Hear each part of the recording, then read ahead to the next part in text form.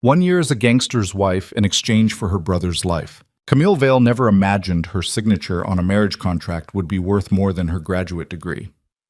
But when her younger brother faced 15 years in a Korean prison for a crime he didn't commit, she had no choice.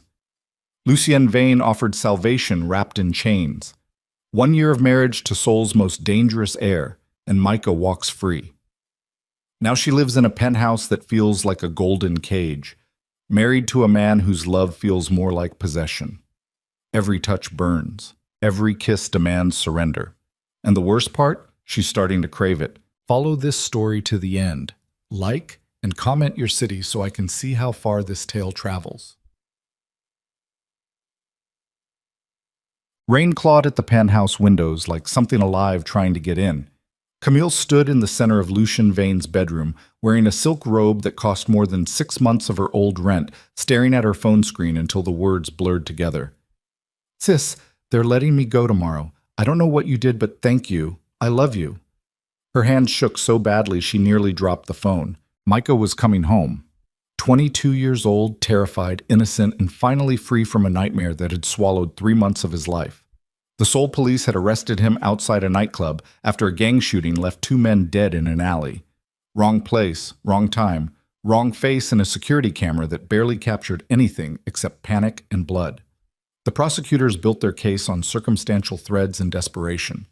15 years, they said, maybe more. Camille had flown to Korea with $12,000 in savings, a translation app, and absolutely no idea how to fight a legal system that had already decided her brother's guilt. Every lawyer she consulted gave her the same hollow smile. Every embassy official offered the same useless sympathy. She spent 2 months drowning in paperwork and bureaucracy, while Micah rotted inside a cell with men who spoke a language he didn't understand. Then Lucien Vane walked into her life like a storm given human shape. She met him in a hotel bar in Gangnam. Not by accident. Nothing about Lucien happened by accident. He appeared at her table just after midnight wearing a black suit tailored so precisely it looked like armor. Dark eyes that seemed to calculate every micro-expression on her face. A jawline that belonged in magazines. The kind of beautiful that made people nervous because beauty like that usually came with a price. "You're Camille Vale," he said in perfect English. Not a question. She looked up from her untouched whiskey. "Do I know you?" "No, but I know you." He sat down without asking permission. "Your brother is Micah Vale, 22, arrested on August 14th outside Club Exodus, currently being held at Seoul Detention Center awaiting trial for accessory to murder." Every muscle in Camille's body went rigid. "Who the hell are you?" "Someone who can help." Lucien folded his hands on the table. "I can have your brother released within 72 hours. All charges dropped. Flight back to America fully arranged. He'll walk out of that prison like none of this ever happened." Camille's throat closed. "That's impossible."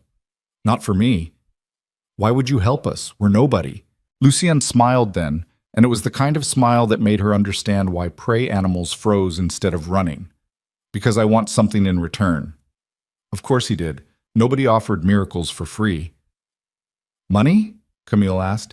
"I don't have much, but I don't want your money." "Then what?" Lucien leaned forward slightly.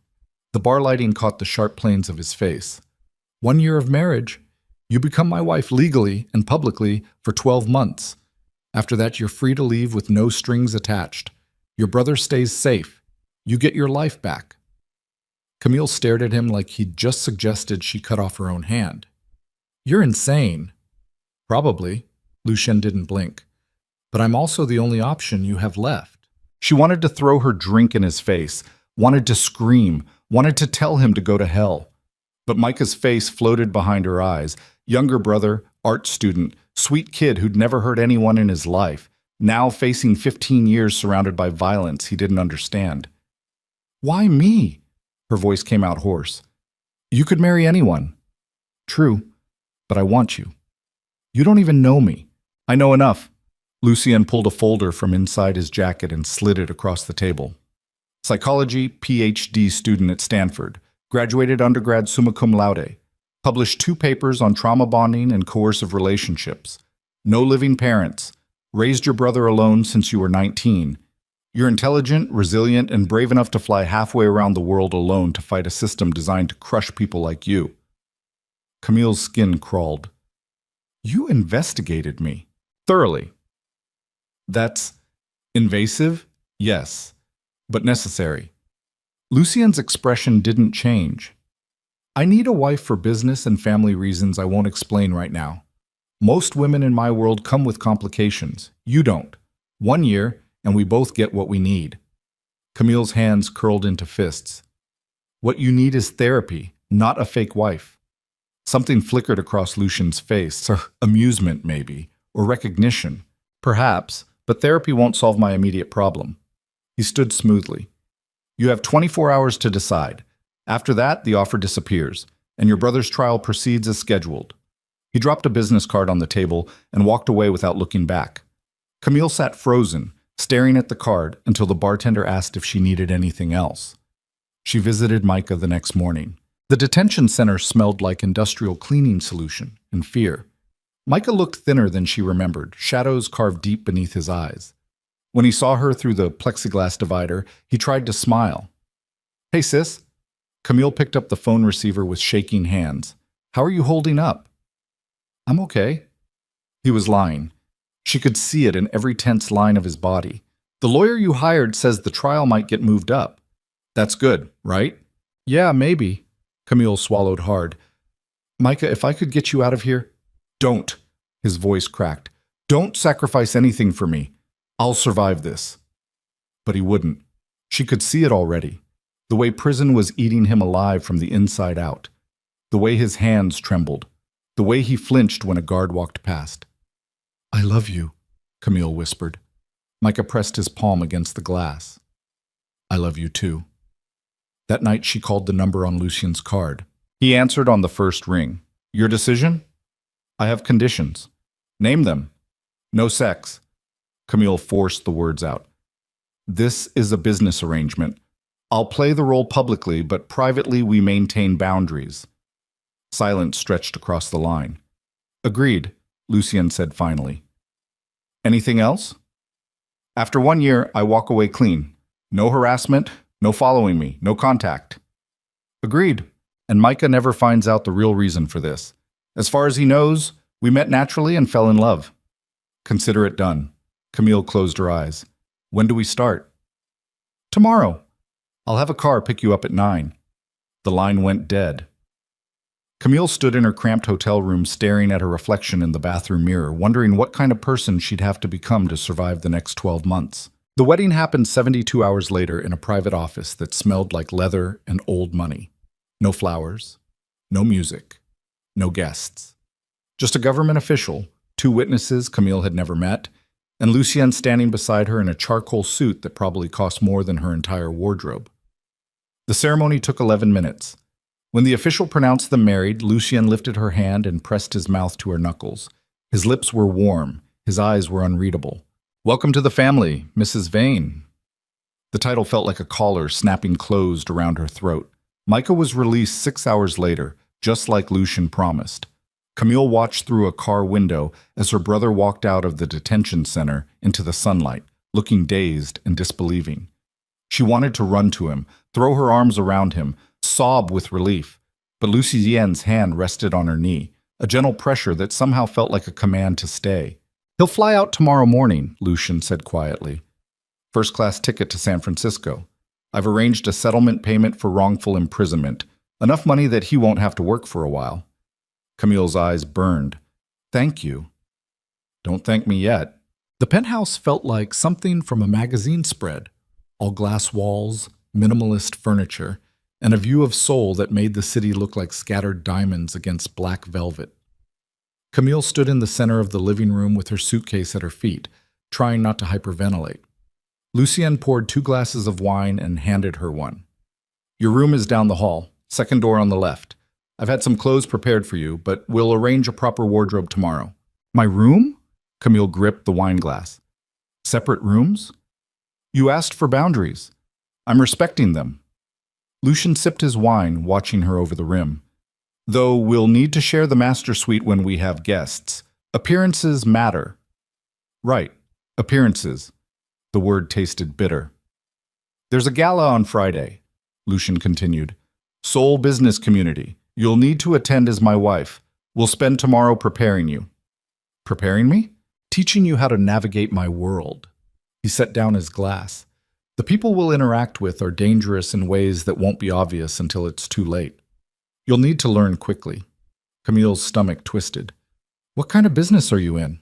The kind your PhD research would probably categorize as organized crime with a corporate veneer. Lucien's bluntness was almost refreshing.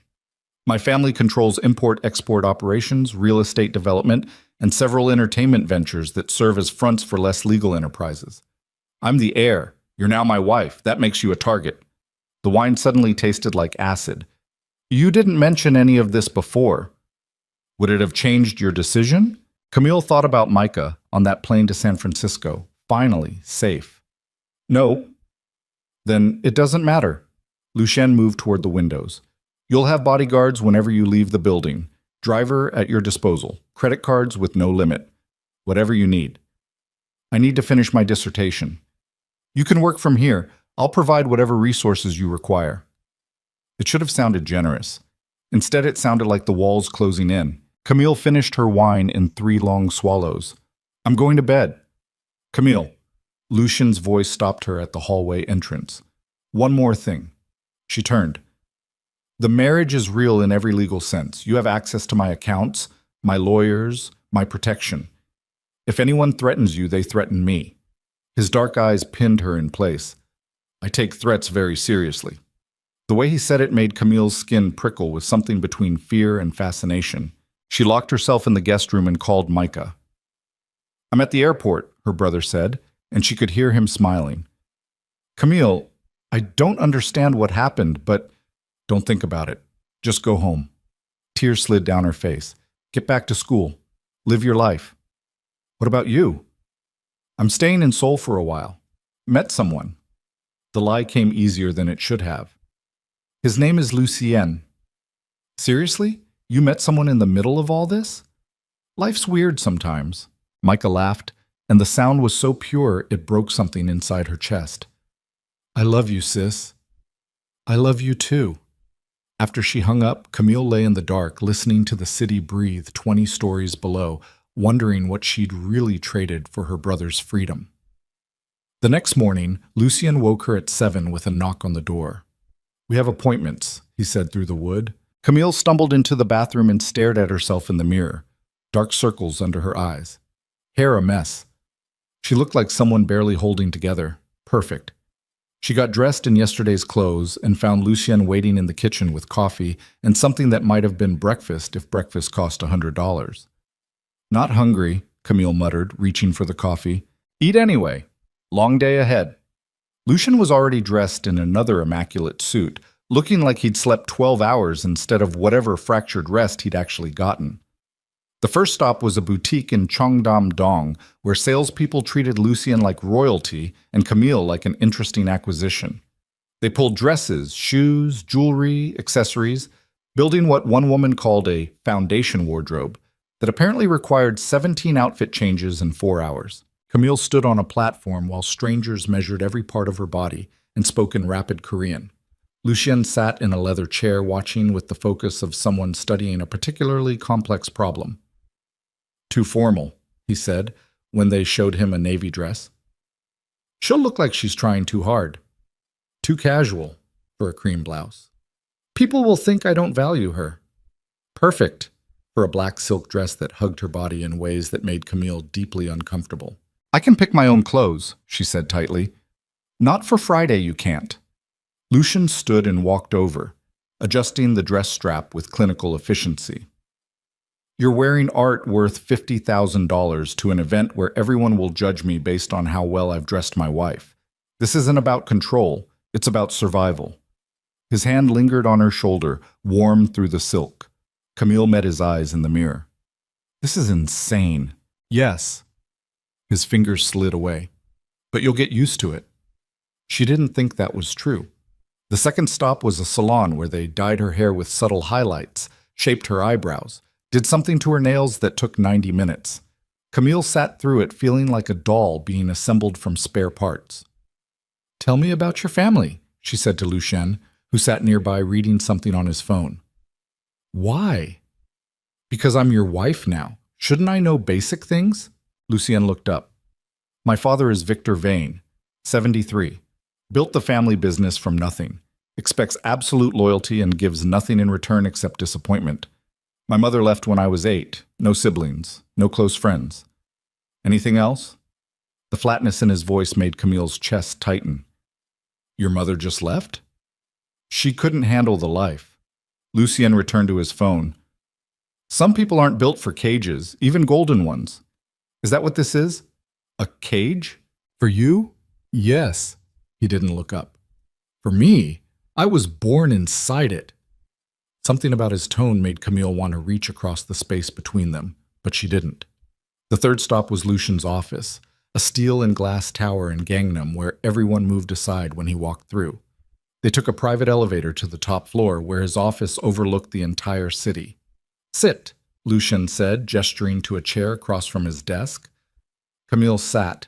He pulled a folder from a drawer and slid it toward her. Dossiers on the 15 most important people you'll meet Friday. Study them. Memorize names, faces, business connections, who's trustworthy, who's dangerous, who's both. She opened the folder. Photographs stared back at her. Men and women in expensive clothes with smiles that didn't reach their eyes. This is James Park, Lucien said, pointing to the first photo. Owns half the nightclubs in Itaewon. Killed his business partner 10 years ago and made it look like suicide. Extremely polite, extremely lethal. He'll ask about your research. Show interest, but don't share specifics. Why not? Because information is currency in my world, and you have exactly none to trade.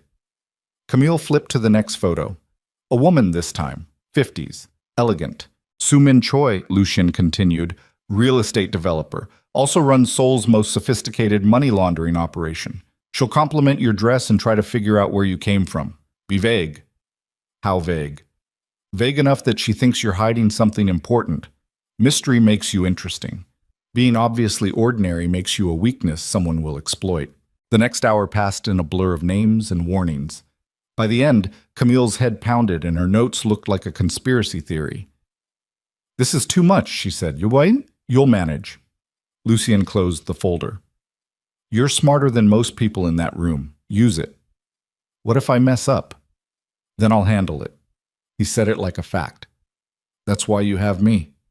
The certainty in his voice should have been comforting.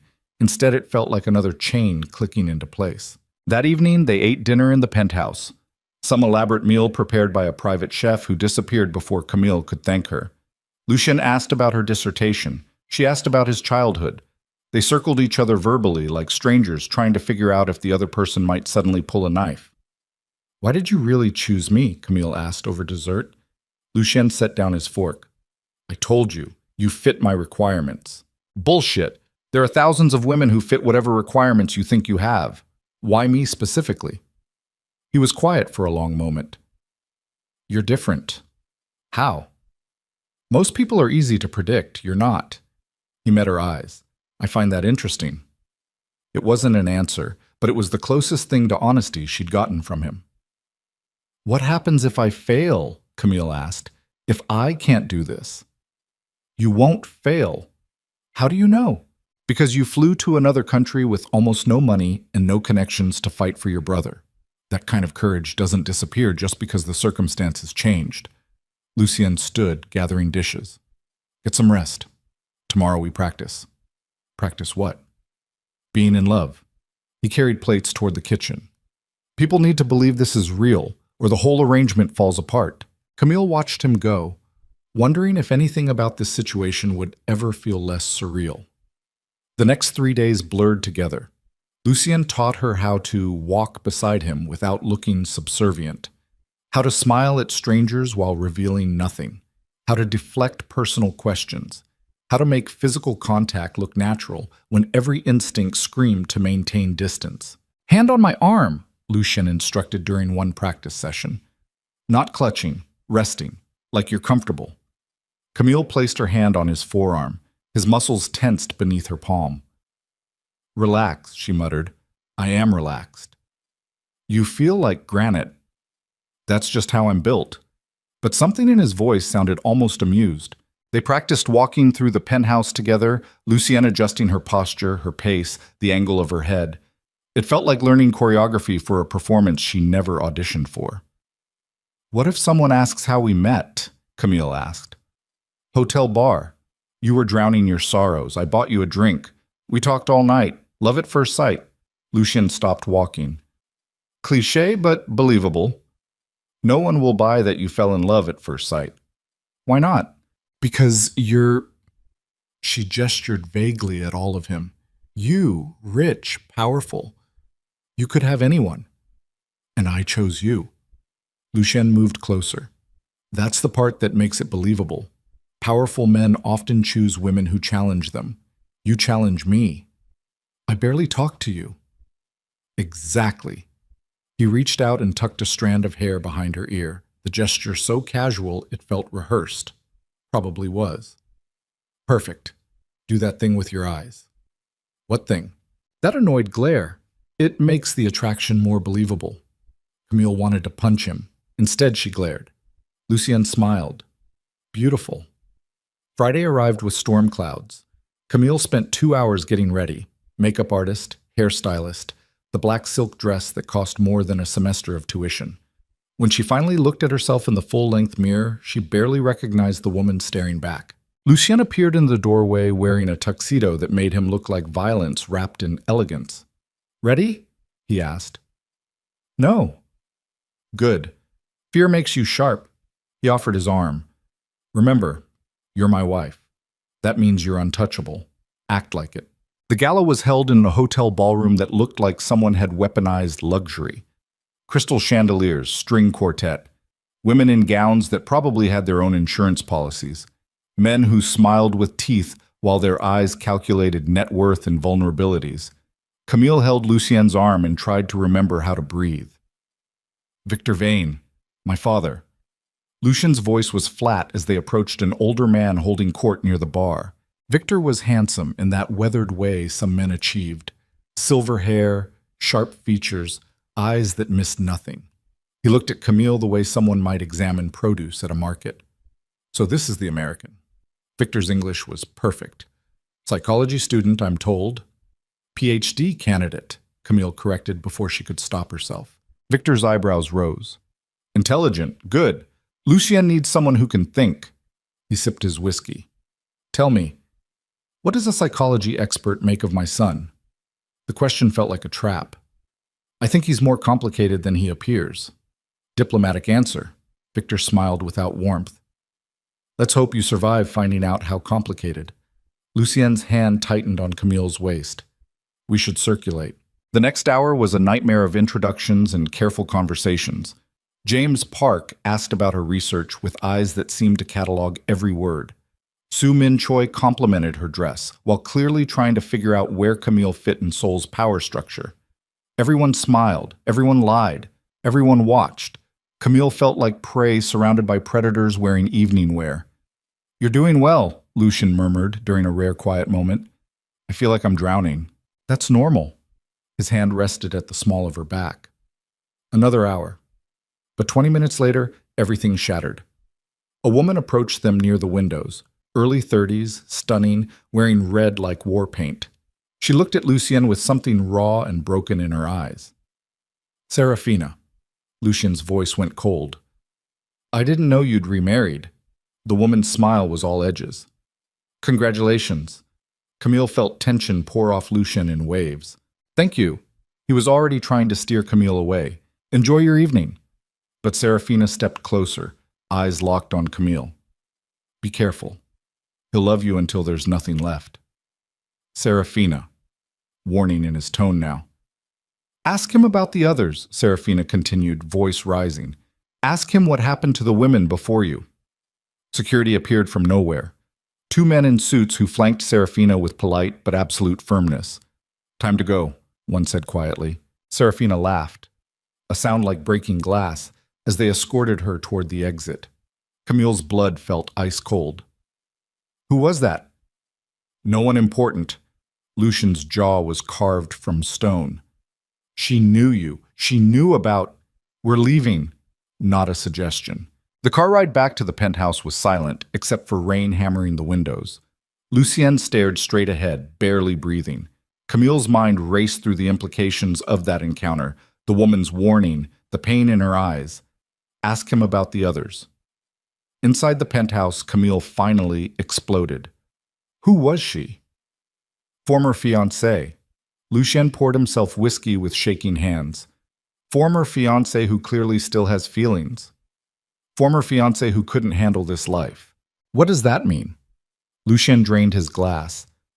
It means she had a breakdown. Spent 6 months in psychiatric care. Now she shows up occasionally to remind me I'm poison. Camille's stomach dropped. What did you do to her? I loved her. The words came out hollow. Apparently that was enough. Lucien, boum, there were others before her. He poured another drink. 3 almost fiancés. One disappeared in the middle of the night. One forgot who she was outside of me. One tried to kill herself. He met Camille's eyes. I told you I was interesting. I never said I was safe. The room felt like it was shrinking. Why didn't you tell me this before? Would it have changed anything? Yes. Liar. Lucien moved closer. Your brother needed saving. I offered salvation. You would have signed that contract even if I told you I was the devil himself. He was right, and Camille hated him for it. What happened to them? She whispered. Really? I consumed them. Lucien's voice was eerily calm. Not intentionally, but when I love something, I don't know how to do it halfway. I suffocate. I obsess. I can't let go. He stopped inches away. You should be terrified of me. Camille's heart slammed against her ribs. I am. Good. He touched her face with heartbreaking gentleness. Maybe that will keep you alive. Then he walked away, disappearing into his bedroom and closing the door with a soft click that sounded like a death knell. Camille stood alone in the vast living room, still wearing the dress that marked her as property, wondering what she'd really married. Her phone buzzed. Micah. Sis, I got accepted into the graduate program. Starting next month. I can't believe everything is finally working out. Camille stared at the message until tears blurred the words. Outside, Soul glittered like broken promises. Inside, she could hear Lucien moving around in his room. Restless, sleepless, dangerous. 1 year. 365 days inside a golden cage with a man who destroyed everyone he touched. Camille locked herself in her room and tried to convince herself she'd survive. But Serafina's warning echoed in her mind like a prophecy. He'll love you until there's nothing left. And somewhere in the dark, Camille realized with dawning horror that the most terrifying part wasn't what Lucien might do to her. It was that some broken part of her wanted to find out. Camille woke to silence so complete it felt wrong. No traffic sounds, no voices, just the hum of climate control and her own heartbeat drilling against her eardrums. She lay in the guest room bed staring at the ceiling, watching dawn light crawl across white paint like something trying to escape. 3 weeks had passed since the gala. 3 weeks of existing in the same space as Lucien while maintaining careful distance. They orbited each other like planets, close enough to feel the gravitational pull, far enough to avoid collision. Most days followed a pattern. Lucien left early for meetings she didn't ask about. She worked on her dissertation in the library he'd built for her. Floor-to-ceiling windows, leather chairs, every psychology text she could possibly need. They ate dinner together when he was home, conversations polite and hollow. Then they retreated to separate rooms. It should have been manageable. It wasn't, because Lucien was everywhere even when he was gone. His cologne lingered in hallways. His coffee cup sat in the sink each morning.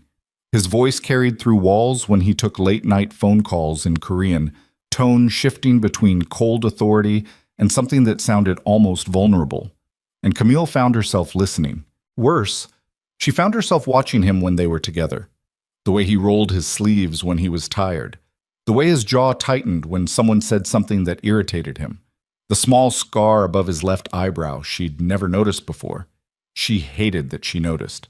The morning of week 3, Camille walked into the kitchen and found Lucien already there, leaning against the counter in a white shirt unbuttoned at the throat, reading something on his tablet. Dark circles shadowed his eyes. "Coffee's fresh," he said, without looking up. Camille poured herself a cup. You look like you didn't sleep. Astute observation. He set down the tablet. My father wants you at dinner tonight. Her stomach clenched. Why? Because you're my wife, and he's decided it's time to evaluate whether you're an asset or a liability. Lucien's voice was flat. 7 o'clock. Dress formally. Don't mention your research unless he asks directly. Don't discuss American politics. I'm not an idiot. I know that. He finally looked at her.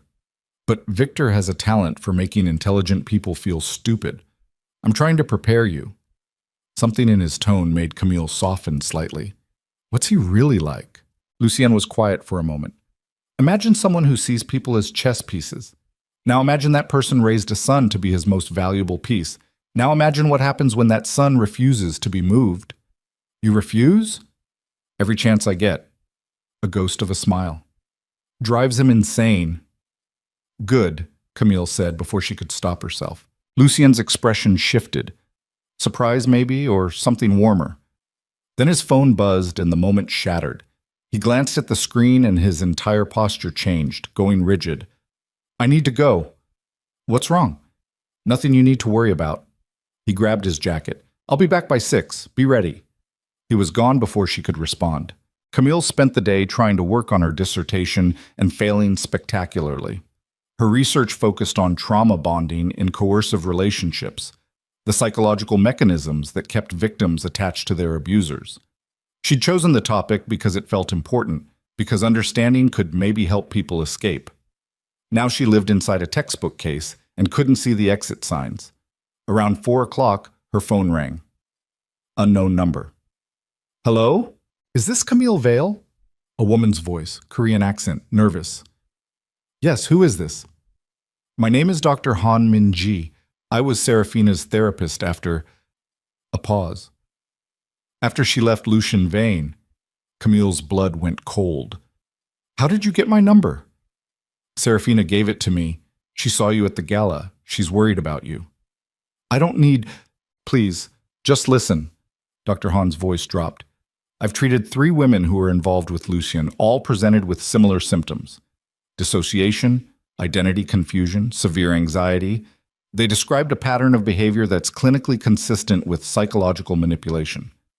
Camille's hands started shaking. He hasn't done anything to me. Yet. But he will. It's not intentional. I genuinely believe he doesn't understand what he's doing, but the outcome is the same. Papers rustled on the other end. He isolates. He overwhelms. He makes himself indispensable. And by the time you realize you've lost yourself, it's too late to remember who you were.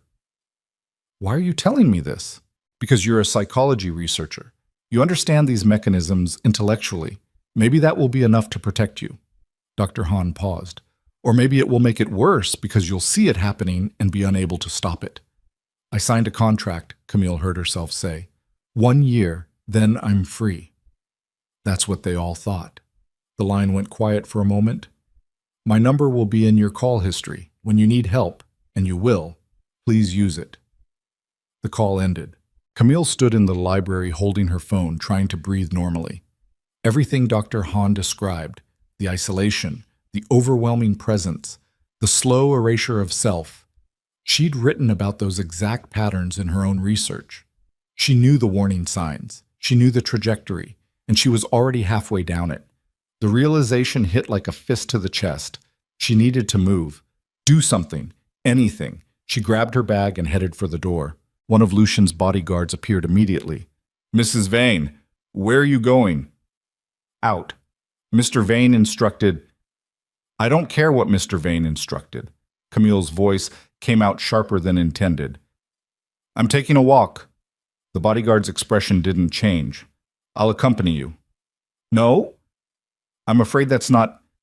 Am I a prisoner here? Silence stretched between them. No, ma'am, the bodyguard said finally. But Mr. Vane will be informed of your departure. Fine, inform away. Camille made it 3 blocks before the panic attack hit. She ended up sitting on a bench in a small park, head between her knees, trying to remember how to pull air into her lungs.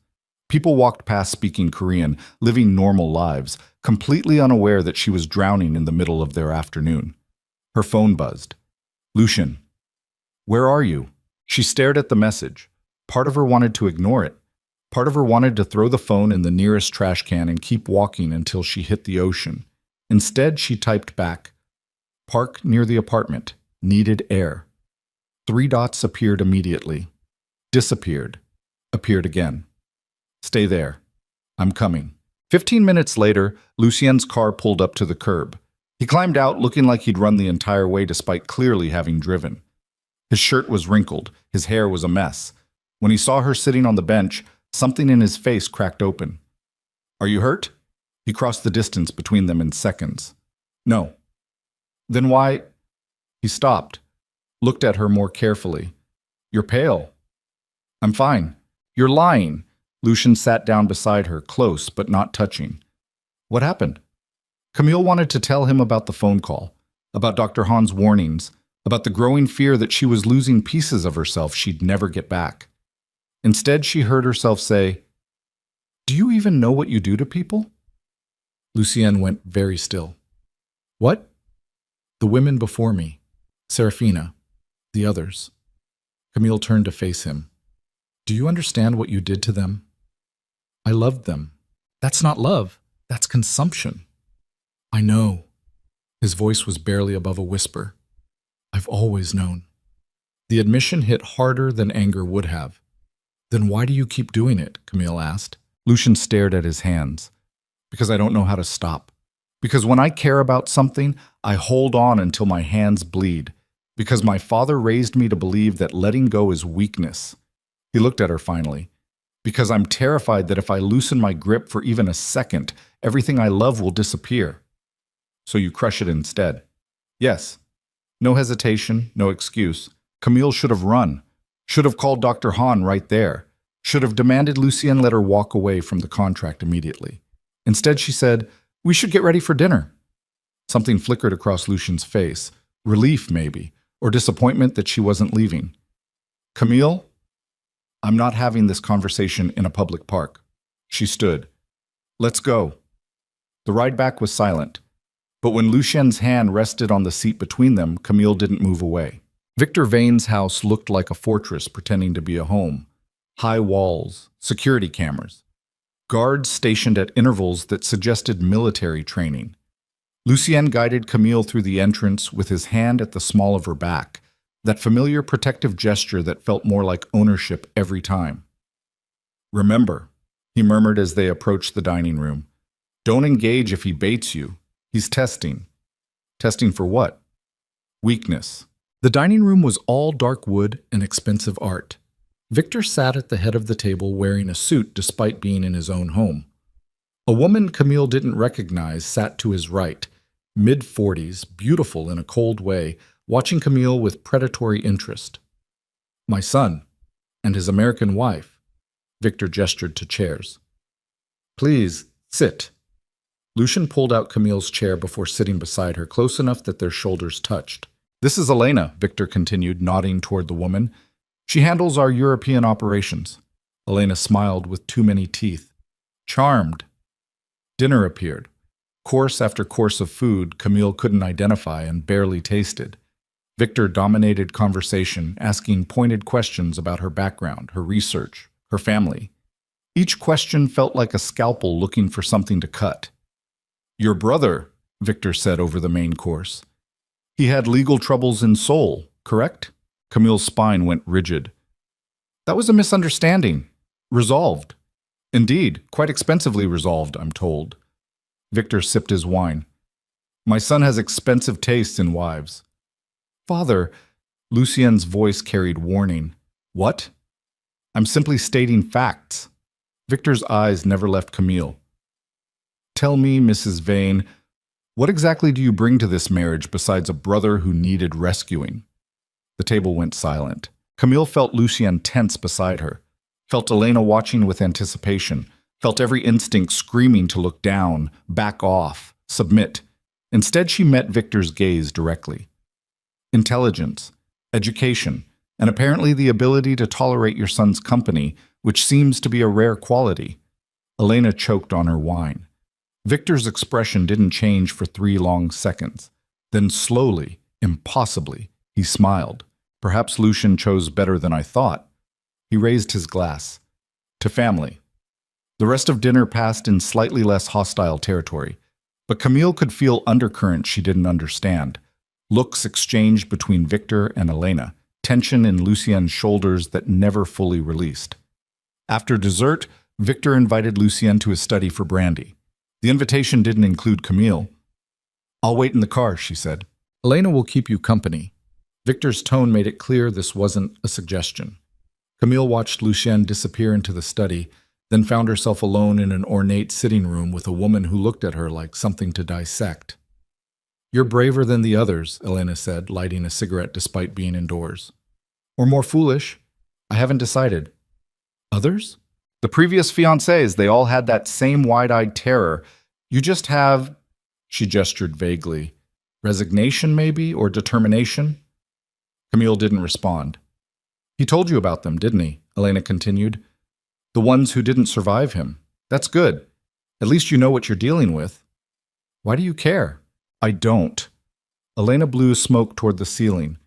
"But I've known Lucien since he was 12 years old, watched him grow into his father's shadow, watched him destroy everything he touched while hating himself for it." She stubbed out her cigarette. "I'm curious if you'll be the one who breaks the pattern, or if you'll just be another casualty." "What pattern?" "The vain men love like fire. Beautiful, consuming, deadly." Elena stood. "Victor destroyed Lucien's mother. Lucien destroys everyone who gets close. It's generational trauma masquerading as devotion." Before Camille could respond, the study door opened. Lucien emerged looking like he'd aged 5 years in 30 minutes. His jaw was clenched so tight she could see muscles jumping. "We're leaving," he said flatly. Victor appeared behind him. "So soon?" "Yes." Lucien took Camille's arm. "Thank you for dinner." They were in the car before Camille could say goodbye. Lucien drove instead of using the driver. Drove too fast, hands white-knuckled on the steering wheel, jaw locked in fury. Rain started falling halfway back to the penthouse, turning Seoul into a blur of neon and water. "What happened?" Camille finally asked. "Nothing." "Lucien, he wants me to end the marriage." The words came out like broken glass. "Says you're a liability, too independent, too American, wrong background. He's offering money to make you disappear." Camille's blood turned to ice. "What did you say?" "I told him to go to hell." Lucien's voice was shaking. "I told him if he touched you, contract or not, I'd burn his empire to the ground." "Why?" The question seemed to catch him off guard. He pulled the car over abruptly, parking in some random spot overlooking the Han River. Rain hammered the roof. The city glowed through water-streaked windows. "Because you're mine," Lucien said finally. "Because I signed that contract same as you. Because—" He stopped, started again. "Because despite everything I know about myself, despite every warning sign, I can't stand the thought of you leaving." Camille's heart was doing something complicated and painful. "That's not an answer. It's the only one I have." He turned to face her. "I know what I am. I know what I do to people. But with you, it's different." "How?" "You fight back." His voice cracked slightly. "Every other woman I've been with eventually just folded.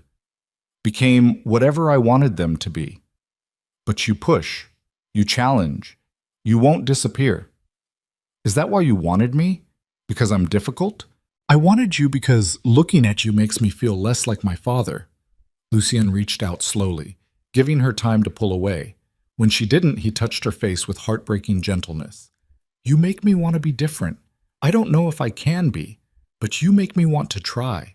Camille should have recognized the manipulation. Should have seen the pattern Dr. Han warned about. Should have understood this was exactly how trauma bonding worked. The cycle of intensity and vulnerability that kept victims attached. But understanding didn't make her immune. "I got a call today," she heard herself say. "From Serafina's therapist."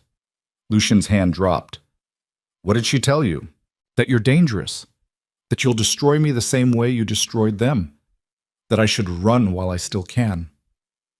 "She's right." "I know." Camille swallowed hard. "But I signed a contract, 1 year. I keep my promises." Even if it costs you everything? Even then. Lucien stared at her like he was trying to memorize her face. Then slowly, giving her every chance to stop him, he leaned forward and pressed his forehead against hers. "I'm going to hurt you," he whispered. "Not because I want to, but because I don't know how to love without consuming." "Then learn." "What if I can't?" "Then I'll survive anyway." Camille's hands were shaking. "But you have to try. Actually try, not just say the words." "How?" "Therapy. Real therapy. Not just talking to me. Professional help." Lucien pulled back slightly. "You want me to see a therapist?" "Yes." "My father would..." "I don't care what your father would think." Camille's voice was stronger now. "If you want this marriage to work, even just for the contract year, you need help. We both do." The silence stretched. Then Lucien nodded once. "Okay. Okay. I'll find someone." He started the car again. "On one condition." "What?" "You tell me the truth. Always. Even when it's ugly. Even when you think it will hurt me." His eyes met hers. "I need to know when I'm suffocating you, because I won't see it on my own." It was the most honest thing he'd said to her. "Deal," Camille whispered. They drove back to the penthouse through rain that felt like the city was trying to wash them both clean. The next morning, Lucien was gone before dawn, but he left a note on the kitchen counter in handwriting that looked like controlled violence. "First therapy appointment scheduled for Wednesday. Found someone who specializes in attachment disorders. Also canceled the surveillance in your bedroom. I had cameras removed last night. You deserve privacy." Camille stared at the note until the words blurred. She called Micah. "Hey, sis." His voice was bright. "How's married life?" "Complicated." She poured coffee with shaking hands. "How's school?" "Amazing. I got into Professor Chen's advanced seminar, starting next week." He paused. "Camille, are you really okay? You sound weird." "I'm fine, just tired." "Is Lucien treating you well?" The question made her chest tight. "He's trying." "That's a weird answer." "It's a weird situation." She changed subjects quickly. "Tell me about the seminar." They talked for 20 minutes about nothing important, but hearing Micah's voice, happy, safe, free, reminded Camille why she'd made this choice in the first place. After she hung up, she found herself walking through the penthouse with new eyes. Lucien had removed the cameras from her bedroom. He'd scheduled therapy. He was trying. But trying didn't erase the past. Didn't erase Serafina's broken expression. Didn't erase Dr. Hahn's warnings. Didn't erase the fact that Camille was slowly becoming dependent on a man who'd destroyed everyone before her. She spent the day working on her dissertation, writing about trauma bonding with shaking hands, seeing her own situation reflected in every paragraph.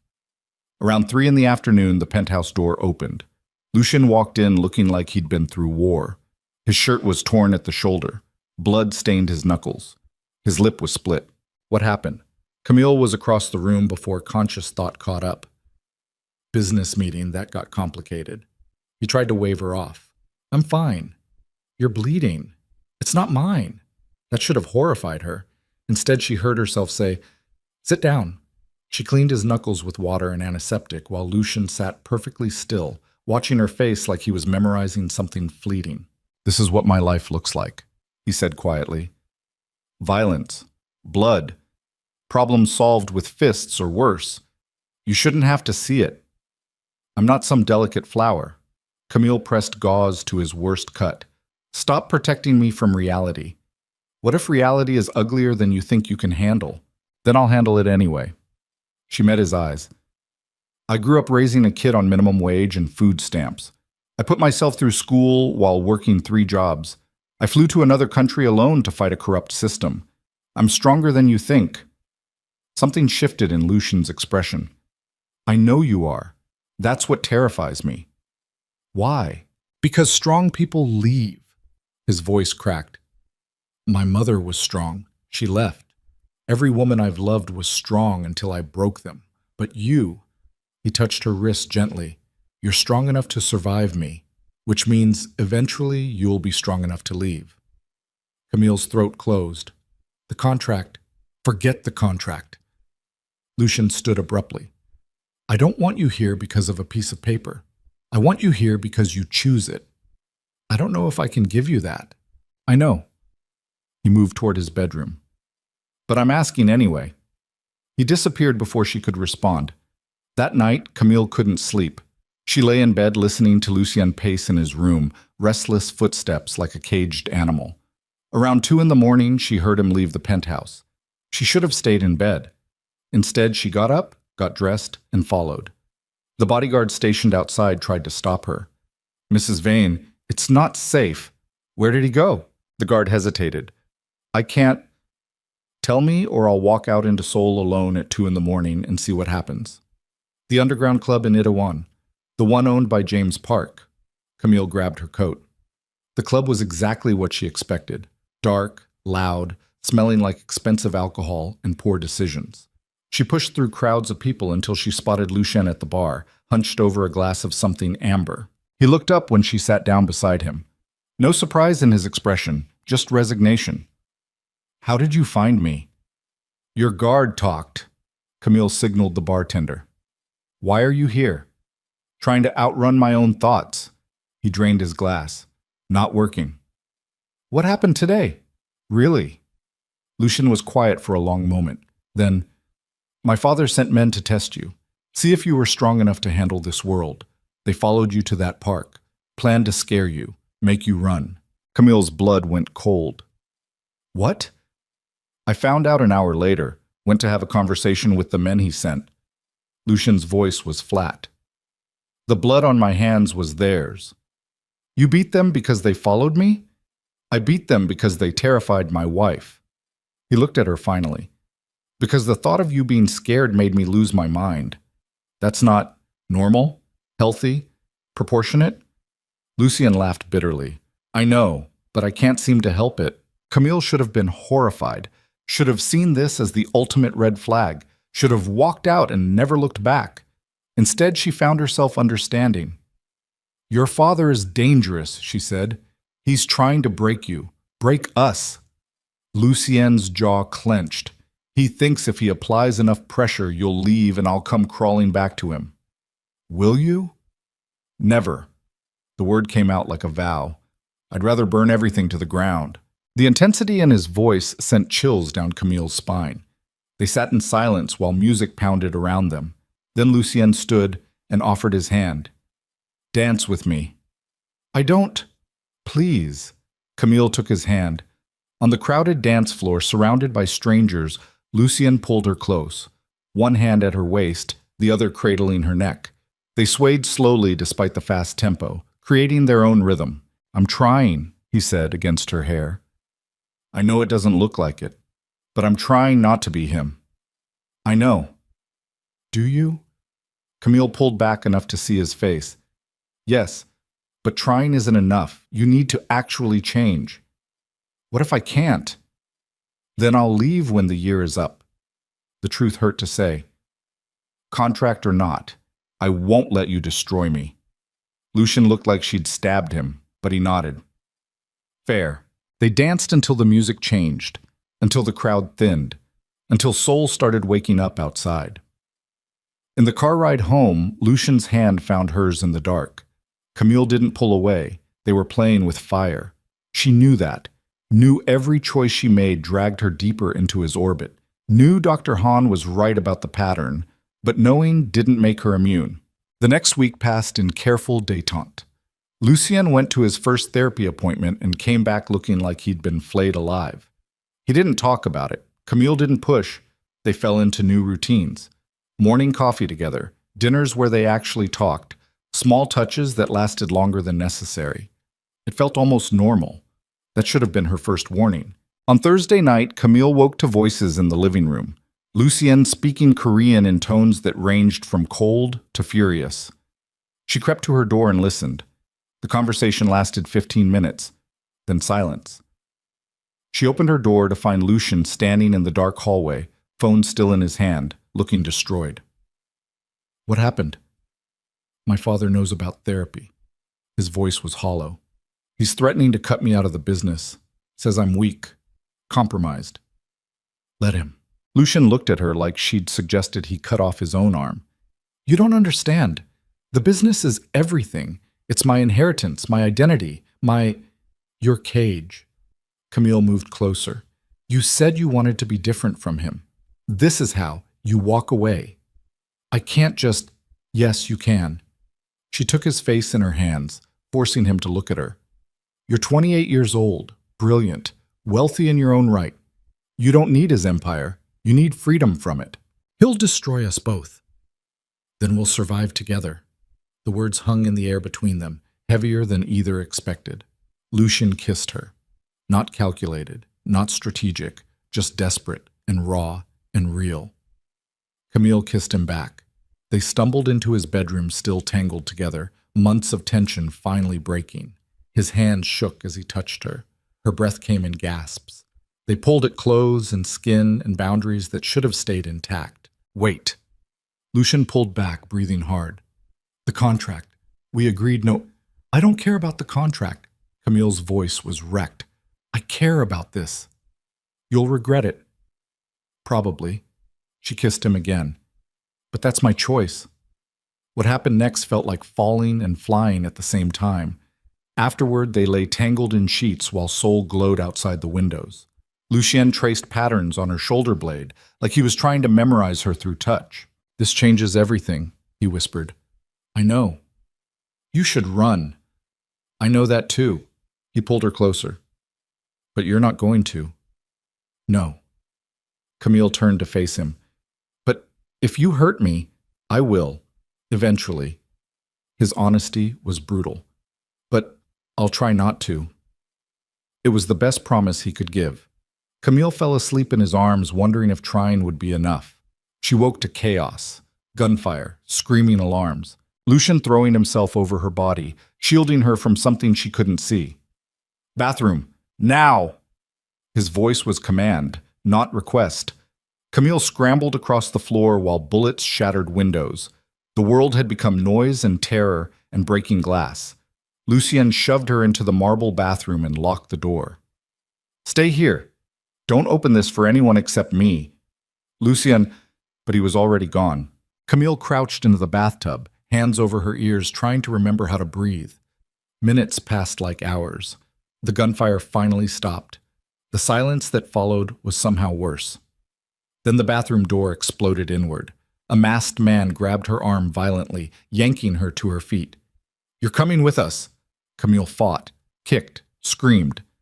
Then the man's head erupted in blood and brain matter. He collapsed at her feet, dead before he hit the marble. Lucien stood in the ruined doorway holding a pistol, smoke curling from the barrel. He wore only pants, torso bare and spattered with blood that might or might not be his. But it was his eyes that stopped her heart. No warmth, no humanity, just cold, lethal calculation. This was who he really was. Not the man who tried therapy. Not the man who held her while she slept. This was the heir to the vain empire. A man raised to kill. Look at me. Lucien crossed to her, stepping over the corpse like it was furniture. Only me. He touched her face with blood-stained hands. Are you hurt? Camille couldn't speak, couldn't breathe, couldn't process what she'd just seen. Lucien holstered his weapon and lifted her like she weighed nothing. Carried her through hallways littered with bodies, from some wearing masks, some wearing the suits of his security team. The penthouse was destroyed. Bullet holes, shattered glass, blood on white walls. He carried her down hidden stairs into an underground safe room she hadn't known existed. Steel door, emergency lights, supplies stacked against walls. Lucien set her down gently on a cot and knelt in front of her. Breathe, he said softly. In through your nose, out through your mouth. Come on, Camille, breathe with me. She focused on his voice, his face, the steady rhythm he was demonstrating. Slowly, her lungs started working again. What happened? Her voice came out hoarse. Rival family. They wanted leverage against my father. Lucien's jaw clenched. They thought taking you would give them that. Did you kill them? Some. My security killed the rest. How many? Does it matter? Yes. 12. No hesitation, no regret. Camille stared at him. This man who held her gently while casually discussing a dozen deaths. This man who kissed her like she was precious while covered in someone else's blood. "This is who I am," Lucien said quietly. "Violence, death, obsession. I would burn entire cities before letting someone take you from me." The words should have terrified her. Instead, Camille grabbed his face and kissed him with desperate force. Because she'd just faced death. Because he'd killed to protect her. Because some broken part of her understood that in his world, this was love. Lucien kissed her back like a dying man finding oxygen. And in that underground room, surrounded by emergency rations and steel walls, everything Camille thought she knew about herself shattered completely. Because she didn't want to run, didn't want freedom, wanted to stay in the arms of the monster who'd just murdered 12 people to keep her safe. And that terrified her more than anything else ever had. They stayed in the safe room for 6 hours while Lucien's security team cleared the penthouse above. Camille sat on the cot with a blanket wrapped around her shoulders, watching Lucien pace like a caged predator. He'd cleaned the blood off, but still wore only pants, muscles coiled tight beneath skin that looked too pale in the fluorescent lighting. His phone rang constantly. He answered in clipped Korean, voice shifting between cold authority and barely controlled rage. Each call seemed to wind him tighter. Around dawn, he finally sat down beside her. "It's safe to go up now." Camille didn't move. "Who were they?" "The Choi family, Sumin's organization." Lucien's jaw clenched. "Apparently my father's been at war with them for months. Nobody thought to mention it to me." "Why would they come after me?" "Because hurting you hurts me, and hurting me weakens my father." He stood abruptly. "This is the world I live in. The world you're trapped in now because I was selfish enough to drag you into it. You didn't drag me. I chose this. To save your brother, not to become a target." Camille pulled the blanket tighter. "What happens now?" "Now we deal with the aftermath." Lucien offered his hand. "Come on. We need to move to a secure location until I can figure out our next step." The penthouse looked like a war zone. Cleanup crews worked silently, replacing windows, scrubbing blood from marble, removing bullet-riddled furniture. Camille tried not to look at the stains on the walls, tried not to imagine what had happened in each spot. She packed a bag with shaking hands while Lucien made more phone calls. 20 minutes later, they were in an armored car, heading to a location he wouldn't name. The safe house turned out to be a compound in the mountains outside Seoul. High walls, armed guards, sophisticated security systems. Remote enough that the nearest neighbor was miles away. Isolated enough that screaming wouldn't carry. Camille tried not to think about that implication. The main house was smaller than the penthouse, but just as luxurious. Floor-to-ceiling windows overlooking pine forests. Minimalist furniture. Everything designed for comfort and control. "How long do we stay here?" Camille asked, setting down her bag. "Until it's safe." Lucien moved to the windows, staring out at the trees. "Could be days. Could be weeks. I have classes. My dissertation defense is in 3 months. I'll arrange everything remotely." He turned to face her. "I know this isn't what you signed up for." "You keep saying that." Camille's voice came out sharper than intended. "Like I'm some fragile thing that's going to break the second things get hard. 12 people died last night." "I know. I watched you kill one of them." Lucien flinched. "And you're not running. That's what worries me." "Why?" "Because you should be." He crossed the room slowly. "Because a normal person would be horrified, traumatized, demanding I end the contract immediately." "Maybe I'm not normal. Or maybe you're experiencing Stockholm Syndrome and I'm too selfish to stop it." The accusation hung in the air like smoke. Camille stood. "Don't do that." "Do what?" "Decide what I'm feeling. Pathologize my choices because they don't fit your narrative." Her hands curled into fists. "I'm a psychology PhD candidate. I understand trauma bonding. I understand coercive control. And I'm choosing to stay anyway." "Why?" "Because despite everything you are, despite every warning sign, She stopped. The words caught in her throat. Lucien moved closer. "You what?" Camille couldn't say it. Couldn't admit the truth out loud because once she did, there was no taking it back. Instead, she kissed him. Lucien responded immediately, hands tangling in her hair, backing her against the wall. The kiss tasted like desperation and poor decisions, like choosing to stay in a burning building because at least the fire kept you warm.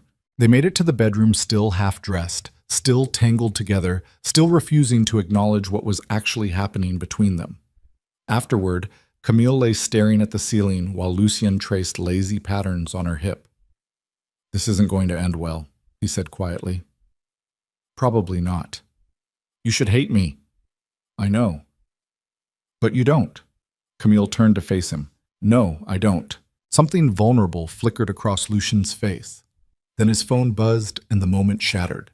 He read the message and his entire body went rigid. "What is it?" "My father wants to meet." Lucien's voice was flat. "Both of us. Tonight. Is that safe?" "No." He sat up. But refusing would be worse. They drove to Victor's house as sunset bled across the mountains. Lucien was silent the entire way, jaw clenched, hands white-knuckled on the steering wheel. Camille watched him from the passenger seat, seeing the weight of generations pressing down on his shoulders. Victor waited in his study, all dark leather, and expensive whiskey, and walls lined with books that probably had never been read. He looked at Camille the way someone might examine a particularly interesting insect. "Mrs. Vane, I'm glad you survived the attack." "Are you?" Camille kept her voice level. "Of course. Dead wives create complications." Victor poured 3 glasses of whiskey. "Sit, both of you." Lucien remained standing. "What do you want, Father?" "To discuss your future. Our future." Victor handed Camille a glass. "The Choi family declared war because they see weakness. They see my heir wasting time with therapy and marriage counseling while our empire crumbles." "The empire isn't crumbling," Lucien said coldly. "Not yet. But it will if you continue down this path." Victor's eyes were ice. "You're distracted, compromised, more concerned with protecting one woman than maintaining our position." "Maybe I have different priorities than you." "Clearly." Victor turned to Camille. "Tell me, Mrs. Vane, what exactly do you think you're accomplishing here?" The question felt like a trap. "I don't understand. My son has always been intense in his attachments, but you're the first woman who's made him actively weak." Victor sipped his whiskey. "The others at least knew their place. You seem to think you can change him." "I don't want to change him." "Liar." The word was almost gentle. "You want him to be something he's not, something softer, something human. But the Vane men aren't built that way." "Maybe that's the problem," Camille said before she could stop herself. Silence descended like a guillotine blade. Victor set down his glass very carefully. "Excuse me? You raised your son to be a weapon. Then you act surprised when he destroys everything he touches." Camille's voice was shaking, but she couldn't stop now. "Maybe if you'd raised him to be a person instead of an asset, he wouldn't need therapy to figure out how to love without suffocating." Lucien grabbed her arm. "Camille, no." She pulled free. "I'm done being polite to people who treat humans like chess pieces." Victor studied her for a long moment. Then impossibly, he smiled. "Elena was right. You are different." He moved to his desk and pulled out a folder. "Which makes this more difficult than I anticipated." "Makes what difficult?" Lucien's voice carried warning. Victor slid the folder across the desk. "Open it." Lucien didn't move. Camille reached for the folder instead. Inside were photographs, surveillance photos. Her and Lucien at the hotel bar where they first met, her visiting lawyers in Seoul, her at the detention center, and one more photo that made her blood turn to ice. Micah, sitting in a coffee shop in San Francisco. Recent, maybe yesterday. "What is this?" Camille's voice came out hoarse. "Insurance," Victor said calmly. "Your brother is being monitored 24 hours a day. If anything happens to me, if Lucien continues to defy me, if you become more trouble than you're worth, accidents happen." The world tilted sideways. "You're threatening my brother?" Camille couldn't breathe properly. "I'm simply clarifying the situation." Victor's expression didn't change. "You wanted to know what you're accomplishing here? You're keeping your brother alive. As long as you continue to play your role, he remains safe." "You son of a—" Lucien lunged forward. Security appeared from nowhere, blocking his path. 3 men who moved with military precision. "Sit down, Lucien." Victor's voice was steel. "Or your wife's brother dies tonight." Lucien froze. Pure rage contorted his features into something inhuman. Camille stood slowly, legs shaking. What role exactly are you talking about? The compliant wife. The woman who doesn't make my son weak. Victor walked around his desk. You will stop encouraging therapy. Stop questioning our business. Stop trying to make Lucien into something he's not. You will be decorative, silent, and forgettable. And if I refuse, then Micah Vale dies in what will appear to be a very tragic mugging. Victor's tone was conversational. San Francisco is such a dangerous city. Camille felt something break inside her chest. You're a monster. I'm a businessman who understands leverage. Victor picked up his whiskey. The question is whether you understand it too. Father, Lucien's voice was barely controlled. If you touch her brother, you'll what? Kill me? Victor laughed. You're my son, my heir, my greatest creation. You wouldn't survive the guilt. Try me. The threat hung in the air between them like a loaded gun. Victor's expression finally shifted, something that might have been disappointment or pride. You really would, wouldn't you? For her. Yes. Then she's more dangerous than I thought. Victor moved back to his desk. Which means we need a new arrangement. He pulled out a document, set it in front of Camille. This is an amendment to your marriage contract. You will sign it tonight. It gives me legal authority over both you and your brother in the event of, let's call them behavioral issues. Camille stared at the paper. Legal jargon that essentially made her Victor's property. I won't sign that. Then your brother dies. Victor checked his watch. You have 60 seconds to decide. Don't do this, Lucien said to his father. Please, I'll do whatever you want. Just leave them alone. What I want is for you to stop being weak, and she makes you weak. Victor's eyes never left Camille. 40 seconds. Camille's mind raced. Every psychology principle she'd ever studied, every case of coercive control, every warning about giving abusers more power. She looked at Lucien, saw the anguish in his face, the helplessness, saw the man she'd stupidly fallen for being crushed under his father's thumb. 20 seconds. Her hand reached for the pen. Camille, no. Lucien moved forward. Security grabbed him, held him back while he fought against them with animal desperation. Camille signed the document with shaking hands. Victor smiled. Excellent decision. The security released Lucien. He stumbled forward, grabbing the document, staring at her signature like it was a death warrant. Get out, Victor said pleasantly. Both of you. And remember, I'm watching. The drive back to the safe house was silent, except for Lucien's ragged breathing. He drove too fast, knuckles white, jaw clenched so tight, Camille thought his teeth might crack. Inside the house, he finally exploded. Why did you sign it? He threw his keys across the room. Why did you give him that kind of power? Because he was going to kill Micah. I would have stopped him. How? Camille's voice cracked. He had 3 armed men in that room. He has people watching my brother across an ocean. How exactly would you have stopped him? Lucien punched the wall hard enough to crack plaster. Blood welled on his knuckles. This is my fault. His voice was wrecked. I brought you into this. I made you a target. Stop. Camille crossed to him. This isn't about blame. This is about survival. You gave him legal control over your life. To keep Micah safe. I'd do it again. Lucien looked at her like she'd stabbed him.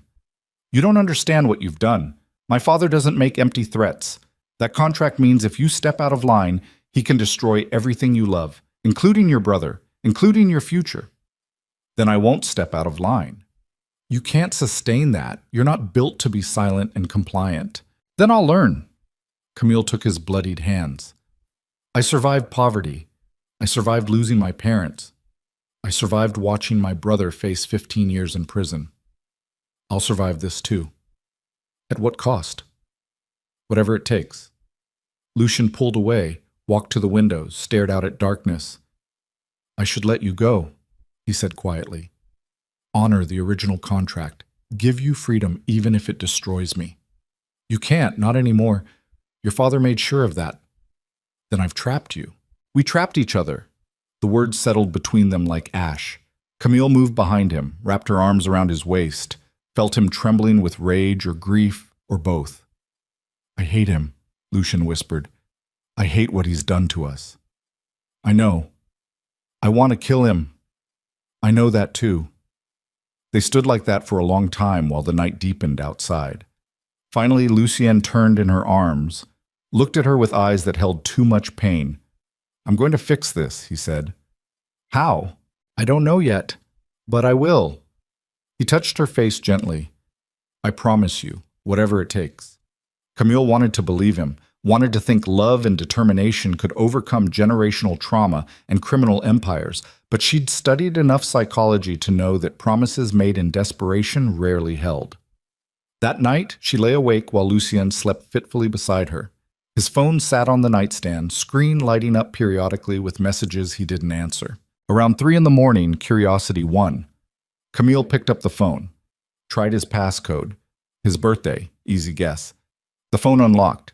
She shouldn't have looked, should have respected his privacy, should have trusted him, but Victor's words kept echoing in her mind. The others at least knew their place. She opened his messages. Most were business, deals, shipments, things she didn't understand and didn't want to. Then she found a thread with Elena. The messages went back months. Before Camille, before the contract. Found her. Psychology student. Perfect profile. Are you sure about this? The last one barely survived. This one's different, stronger, she'll last longer. What happens when she figures it out? She won't, not until it's too late. Camille's hands started shaking. She scrolled up, found more messages, photos of her, at Stanford, at her apartment, walking to class, research reports, psychological evaluations, details about her childhood, her trauma, her vulnerabilities. Everything carefully analyzed and weaponized. And finally, the message that made the world stop spinning, target acquired, beginning approach phase, father approves the selection. This one should successfully breed without psychological deterioration. The phone slipped from Camille's hands. Breed, selection, target. Every word was a knife. She stood on shaking legs, backed away from the bed, from Lucien sleeping peacefully like he hadn't orchestrated her entire life. The bathroom. She made it to the bathroom before vomiting. None of it had been real. Not the chance meeting at the hotel bar. Not his interest in her specifically. Not the contract offered out of nowhere. He'd been hunting her for months, studying her, choosing her like livestock, and she'd fallen for every second of it. Camille splashed water on her face with shaking hands, looked at herself in the mirror, saw a woman who'd been played so perfectly she never stood a chance. When she came out of the bathroom, Lucien was awake.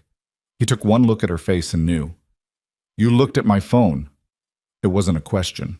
Camille laughed, a sound like breaking glass. Target acquired. That's what you called me. A target. Lucien sat up slowly. I can explain. You've been watching me for months, planning this, every detail calculated. Her voice was eerily calm.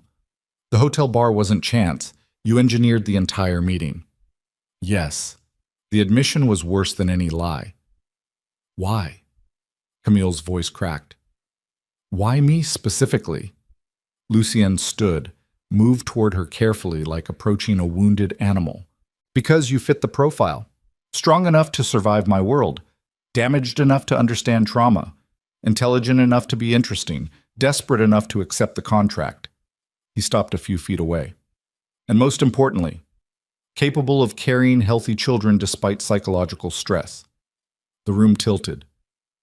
You want to breed me? The words tasted like poison. My father wants an heir. He's been pressuring me for years. The previous women couldn't. Lucien's voice was hollow.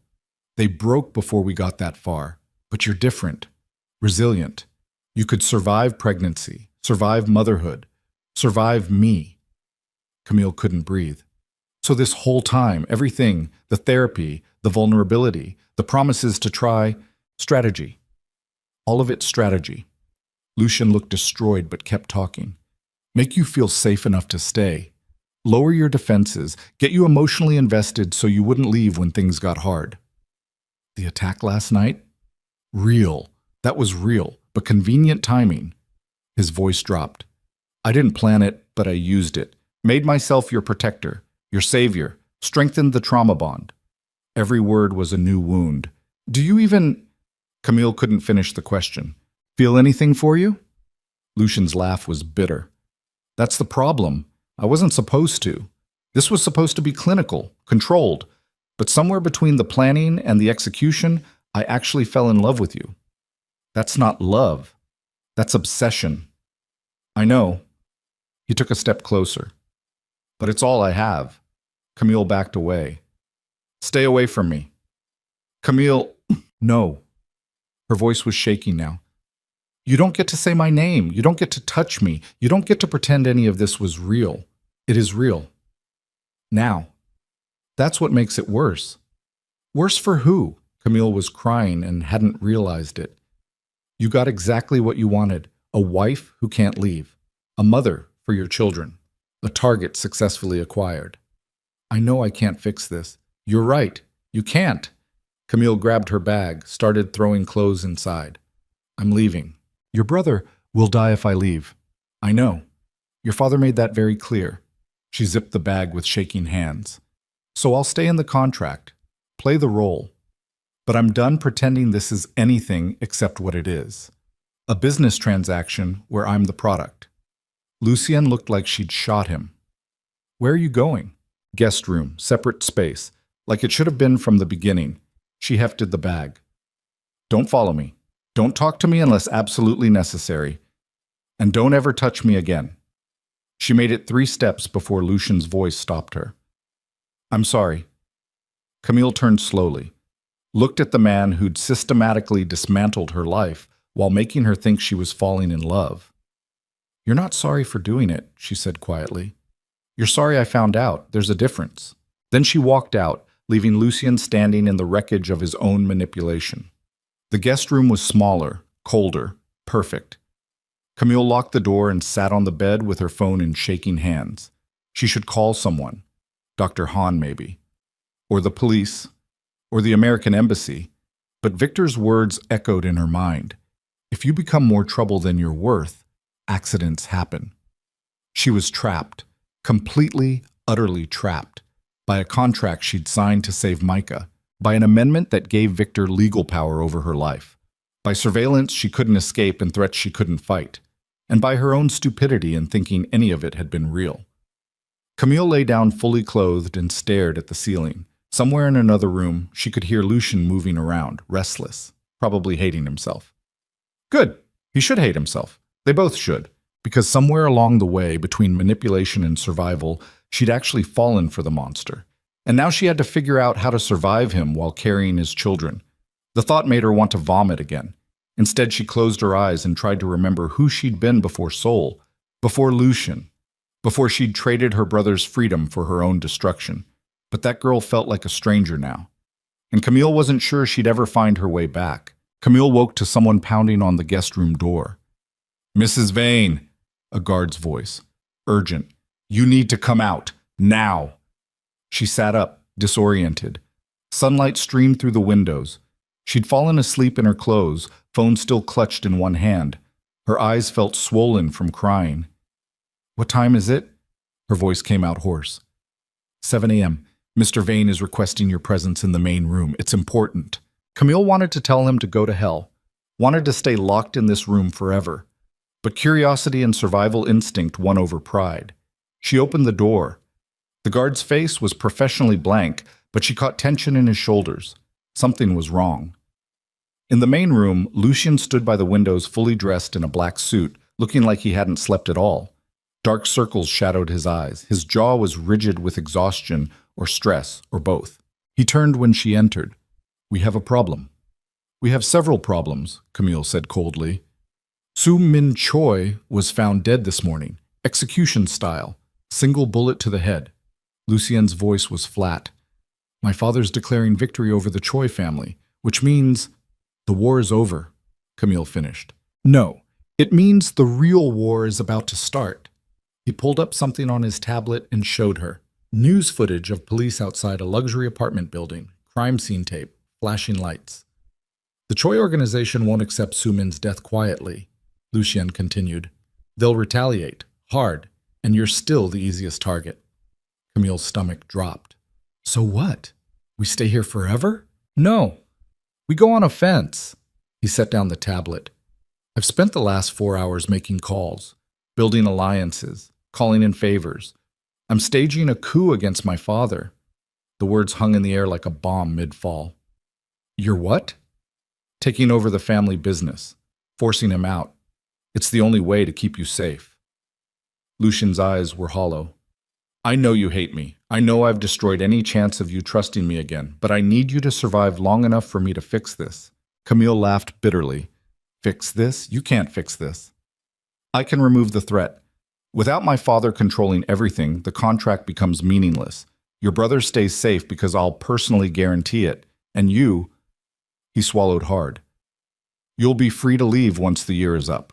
No surveillance, no threats, no manipulation. Why would you do that? Because I love you enough to let you go. His voice cracked. Even if it kills me. Camille wanted to believe him, wanted to think he was capable of that kind of selflessness. But she'd seen the messages, knew the truth about who he really was. When? She asked. Tonight. I've called a family meeting. The major players will be there. I'm going to present evidence of my father's failures, his declining control, his liability to the organization. Lucien moved closer but stopped several feet away, respecting the distance she'd demanded. Then I'm taking his throne. He'll kill you. Maybe. But if I succeed, you're free, truly free. And if you fail, then we're both dead. He said it calmly, like discussing weather. Which is why I need you there. Camille's blood went cold. Why? Because the organization respects strength, and you standing beside me shows I'm strong enough to keep you despite everything. Lucien's jaw clenched. I know it's asking too much. I know you owe me nothing, but I'm asking anyway. Every instinct screamed at her to refuse, to let him face his father alone, to watch the vain empire tear itself apart from a safe distance. But Micah's face floated behind her eyes. Her brother was only safe as long as the power structure held. If Lucien failed and died, Victor would have no reason to keep Micah alive. What do I have to do? She heard herself ask. Relief flooded Lucien's features. Just stand next to me. Look like you belong there. You don't have to speak. Don't have to defend me. Just be present. Fine. Camille? Don't. She held up a hand. Don't thank me. Don't apologize again. Don't pretend this changes anything between us. I'm doing this to survive, that's all. Pain flickered across his face, but he nodded. Understood. The rest of the day passed in terrible preparation. Lucien made calls while Camille sat in the guest room trying to process everything. Around noon, a stylist arrived with dresses and makeup. The woman worked in silence, transforming Camille into something that looked powerful and untouchable. When she looked in the mirror, she barely recognized herself. The woman staring back wore a black dress that hugged every curve, diamond earrings that caught light like weapons, makeup that made her look both beautiful and dangerous. Her hair was pulled back severely. No softness, no vulnerability. She looked like someone who could stand beside a crime lord and not flinch. She looked like someone she hated. Lucien knocked on the door at 6. It's time. The drive to Victor's estate took an hour. Lucien drove himself this time, hands steady on the wheel despite what they were heading into. He'd given her a brief rundown of everyone who would be there. Family lieutenants, financial advisors, the heads of various operations, 20 people who held pieces of the empire, 20 people who would decide tonight whether Lucien lived or died. If things go wrong, Lucien said as they approached the gates, there's a panic button sewn into the lining of your dress, left side just above your hip. Press it and security will extract you immediately. What about you? Don't worry about me. That's not an answer. It's the only one I have. He pulled through the gates. Armed guards lined the driveway, more than Camille had seen before. Remember, you don't owe me loyalty. If I fail, you save yourself. Promise me. Camille looked at him, really looked at him. Saw the fear he was trying to hide, the resignation, the desperate hope that this insane plan might actually work. I promise, she lied. Inside, the house had been transformed into something that felt more like a courtroom than a home. The large dining room had been cleared of furniture, except for a long table where Victor sat at the head, Elena on his right. The others filled seats along both sides, men and women in expensive suits, all watching Lucien and Camille enter with predatory interest. James Park was there. Camille recognized him from the gala. Others she'd seen in the dossier Lucien made her memorize weeks ago, each one a killer hiding behind polished manners. Victor smiled when he saw them. "My son, how kind of you to join us." "We need to talk." Lucien's voice carried authority. "All of us." "Indeed we do." Victor gestured to two empty chairs at the opposite end of the table. "Please, sit." Lucien guided Camille to the chairs, his hand warm at the small of her back. They sat together, facing the assembled empire. Victor stood slowly. "My son has requested this meeting to discuss certain concerns about my leadership. I've agreed because transparency builds trust." He looked directly at Lucien. "The floor is yours." Lucien stood, pulled out a tablet. "For the past 6 months, our profit margins have decreased by 18%. Shipments have been intercepted at triple the normal rate. 3 of our largest clients have moved to competitors, and the war with the Choi family cost us $12 million in significant political capital." He swiped through data on the tablet, projecting financial reports onto the wall screen. "The organization is bleeding, and it's bleeding because my father's strategies are outdated. He operates like it's still 1995. But the world has changed. Law enforcement has changed. The competition has changed." Lucien's voice was steady. "We need new leadership. Someone who understands modern operations. Someone who can rebuild what's been lost." Victor listened calmly. When Lucien finished, he smiled. "An impressive presentation. Clearly, you've been preparing for this moment." He walked slowly around the table. "Tell me, son, when you take over, what becomes of me?" "Retirement. A villa in Spain. A generous pension. You live comfortably for the rest of your life, away from the business. And if I refuse?" "Then the board votes." Lucien gestured to the assembled group. "Majority rule. If they want you out, you're out. Peacefully or otherwise." The room went absolutely silent. Victor stopped walking, looked at each person at the table in turn. When he spoke, his voice was soft but carried like thunder. "My son thinks I'm weak, outdated, a liability." He turned to face Lucien. "He thinks he can take what I built with his spreadsheets and his American wife and his therapy sessions." He moved closer. "But here's what my son doesn't understand. This empire isn't built on profit margins. It's built on fear, respect, blood." Victor's eyes were ice. "And none of you will vote against me because you know what I'm capable of." "Then you're afraid of a fair vote," Lucien said calmly. "I'm confident in my position." "Prove it." The challenge hung in the air. Victor's smile widened. "Very well, let's vote. All those in favor of my retirement, raise your hands." Silence. Nobody moved. Camille felt cold spreading through her chest. This was it.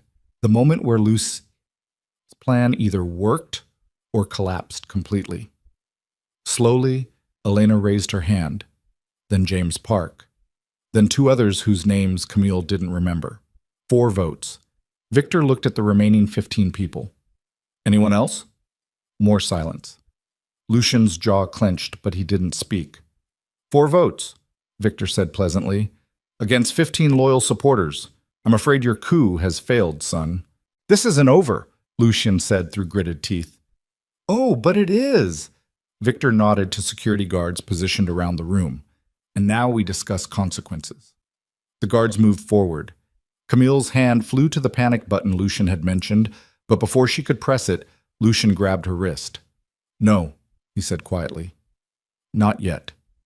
"Lucien, trust me."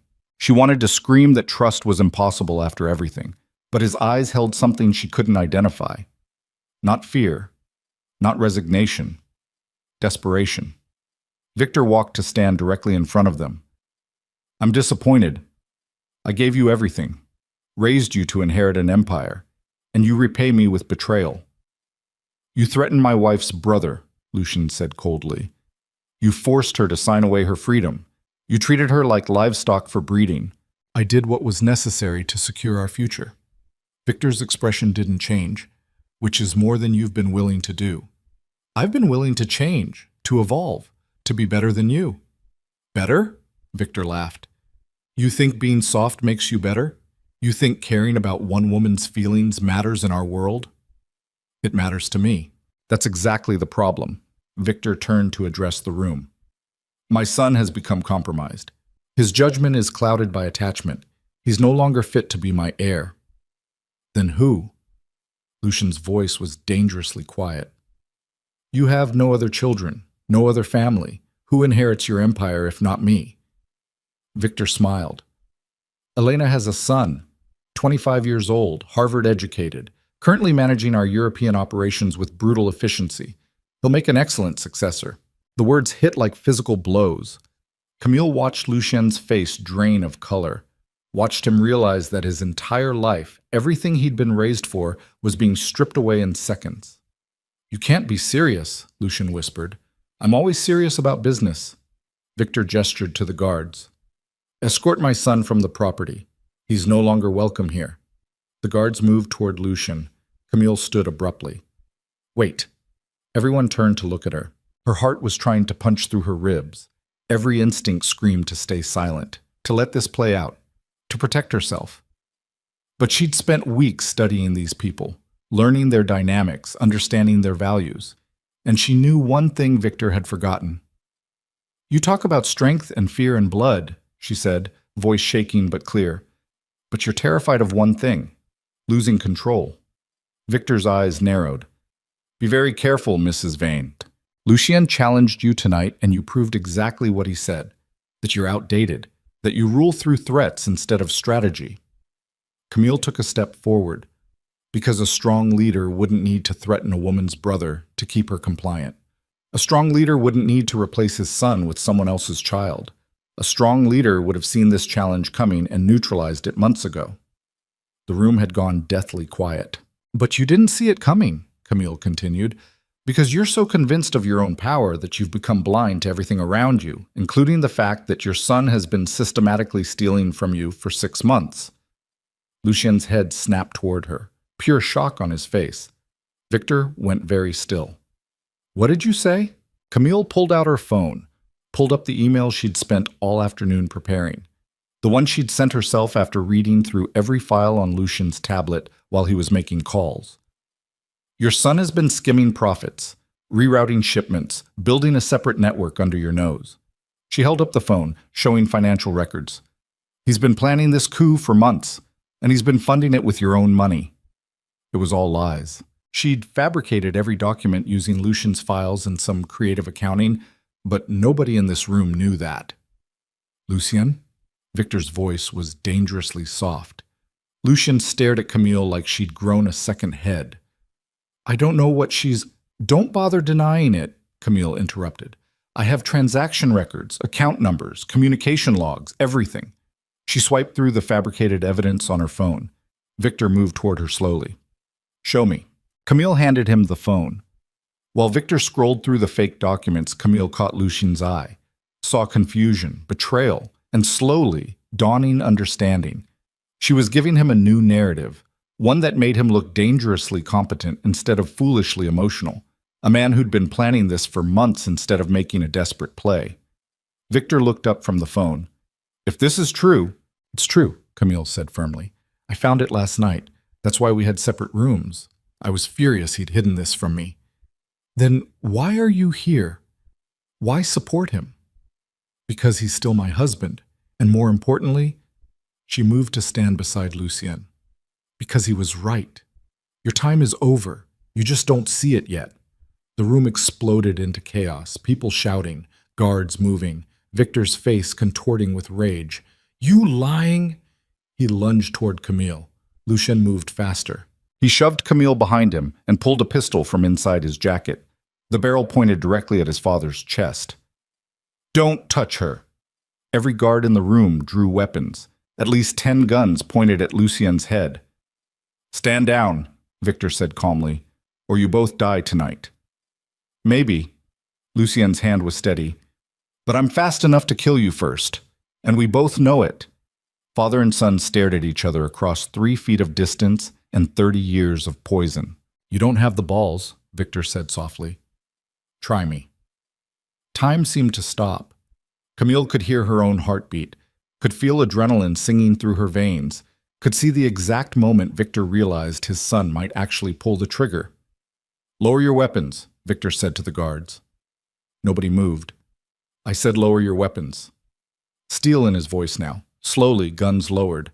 Lucien didn't lower his. "Here's what's going to happen," he said quietly. "I'm walking out of this house with my wife. You're going to let us leave. And tomorrow morning, we're going to have a real conversation about transition of power. And if I refuse, then I release every file I have on your personal accounts, your offshore holdings, your tax fraud, your money laundering operations." Lucien's voice was ice. "The prosecutors will have you in custody by noon." Camille's breath caught. That threat was real. She'd seen those files on his tablet. Victor's expression finally cracked. "You'd destroy everything I built?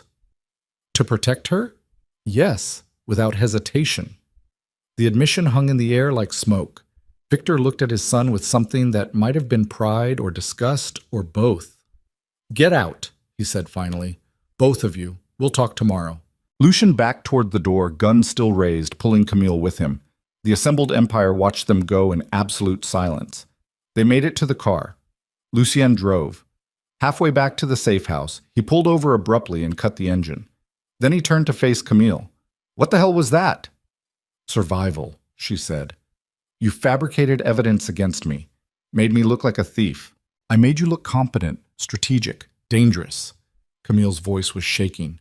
"Your emotional appeal wasn't working. They needed to see you as a threat, not a lovesick fool. You realize if he verifies those documents, he can't. I built them using his own accounting patterns. The transactions look real enough to scare him, but vague enough that he can't definitively prove them false." She'd spent 6 hours learning how to fake financial records using YouTube tutorials.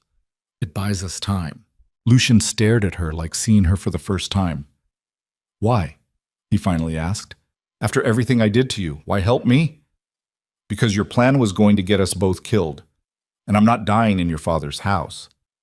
Camille looked away.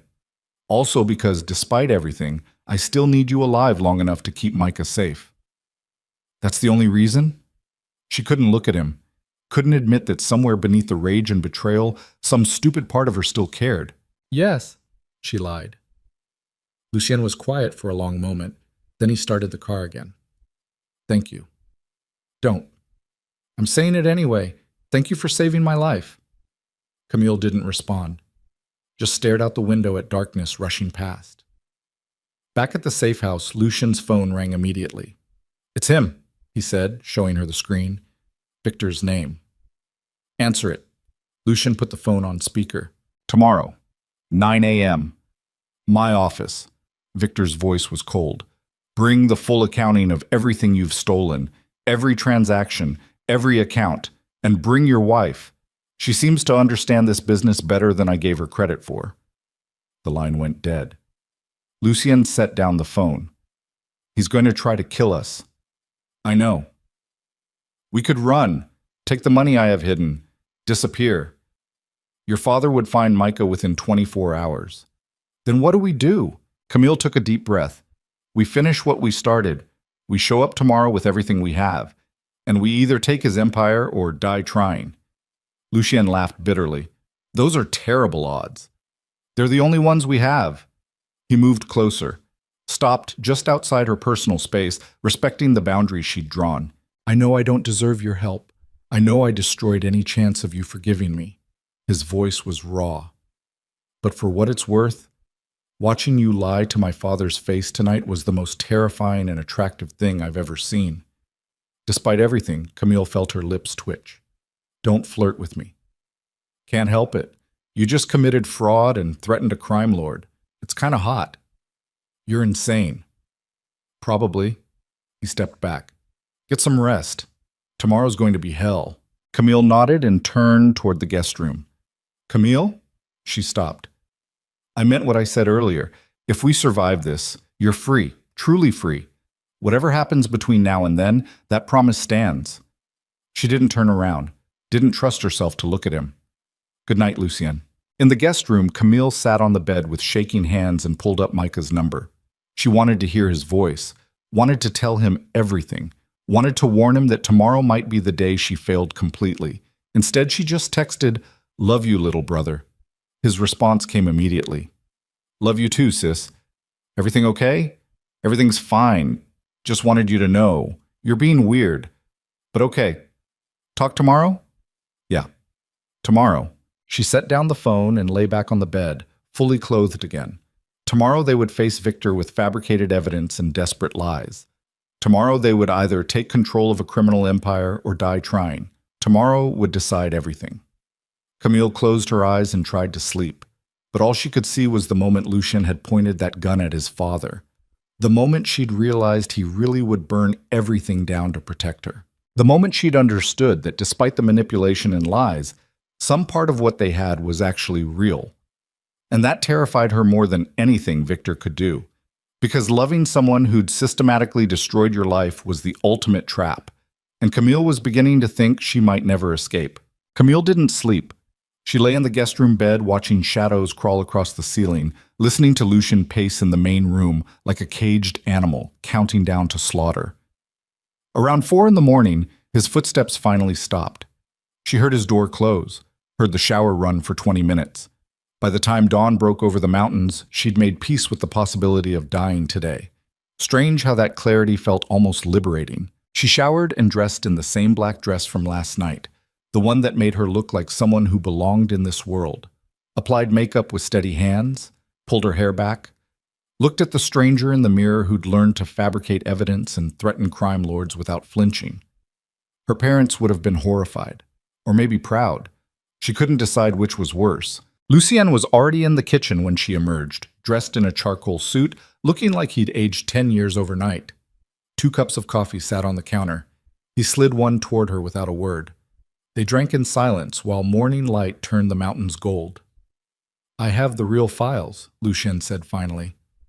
"Everything I threatened him with last night, tax fraud, money laundering, offshore accounts, it's all documented." "Will that be enough?" "To destroy him legally? Yes. To make him surrender peacefully?" He shook his head. "No. He'd rather burn the empire to ashes than hand it over." "Then what's the play?" Lucien set down his cup, met her eyes. "We walk in there with leverage so devastating he has no choice but to negotiate, and we pray he values his freedom more than his pride." "That's not a plan. That's hope." "It's all I have left." He moved closer, stopped just outside her space. "Last chance to walk away. Press that panic button. Let me handle this alone." Camille thought about Micah, safe in San Francisco, thought about the contract binding her to this man, thought about the lies and manipulation and systematic destruction of her autonomy. Thought about Lucien standing in that doorway covered in blood, looking at her like she was the only thing worth saving. "No," she said quietly. "We finished this together." Something like relief flooded his face. "Thank you." "Stop thanking me. I'm not doing this for you." "I know." But the way he looked at her said he knew that was a lie. The drive to Victor's estate felt like driving toward execution. Lucien's hands were steady on the wheel, but she could see tension in his jaw, could see him running scenarios behind his eyes, calculating odds, preparing for violence. "If he tries to kill us," Camille heard herself say, "what's the exit strategy?" "There isn't one." Lucien's voice was flat. "If he decides we die today, we die. But he won't decide that unless he thinks we're bluffing about the evidence. And if he calls the bluff, then we release everything to the prosecutors and hope they move faster than his assassins." Camille's stomach twisted. "Those are terrible odds." "I know." He glanced at her. "I'm sorry I dragged you into this. You've been saying that a lot. Because it keeps being true." They pulled through the gates at 8:55. Armed guards lined the driveway again, more than yesterday. Camille counted at least 20 visible positions, probably more hidden. This was a show of force. Victor wanted them to understand exactly how outmatched they were. Inside, they were escorted not to the dining room, but to Victor's private study. Smaller space, more intimate, more dangerous. Victor sat behind his desk like a king on a throne. Elena stood by the windows. 2 guards flanked the door. No audience this time, just family. "Sit," Victor said. Lucien remained standing. "We prefer to stand." "I wasn't asking." Victor's voice carried that edge that meant violence was close. Sit down. Lucien guided Camille to the two chairs facing the desk. They sat. Victor leaned back, studying them both. I've spent the night reviewing your supposed theft, checking accounts, tracking transactions. And? Lucien's voice was steady. And I found something interesting. Victor pulled out a folder. The documents your wife showed me last night? They're sophisticated forgeries, very good ones. Almost fooled my accountants. He smiled without warmth. Almost. Camille's blood turned to ice. Beside her, Lucien went absolutely still. However, Victor continued, while investigating those fake transactions, I did find something real. You've been moving money. Not stealing exactly, but building a separate network. Smaller than what your wife claimed, but substantial nonetheless. He slid the folder across the desk. $7 million over 18 months. Funneled through shell corporations into accounts I don't control. Care to explain? Lucien didn't touch the folder. Emergency fund, in case I needed to disappear. Disappear from what? You. The word dropped like a stone. I've been planning my exit since I was 23 years old. The money, the network, the connections. All of it built slowly so you wouldn't notice. Victor's expression didn't change. And last night was supposed to be my clean break. Take over the organization or force you into retirement so I could rebuild without your shadow hanging over everything. Lucien leaned forward. But you're too paranoid to let that happen peacefully. Paranoia kept me alive for 50 years. Paranoia is destroying your empire. Lucien's voice was cold. You've lost clients, lost territory, lost respect. The Troy War was a disaster. Your strategies are outdated, and everyone knows it except you. Bold words from a man sitting in my office surrounded by my guards. The guards won't save you from the prosecutors. Lucien pulled out his phone, pulled up files. I have documentation of every illegal transaction you've made in the last decade. Tax evasion, money laundering, racketeering, conspiracy to commit murder. He set the phone on the desk. I release this, and you spend the rest of your life in prison. Victor looked at the phone, then at his son. Then he laughed. You think I'm afraid of prosecutors? I own half of them. The other half can't touch me without evidence that will never surface in court. He pushed the phone back. Your leverage is meaningless.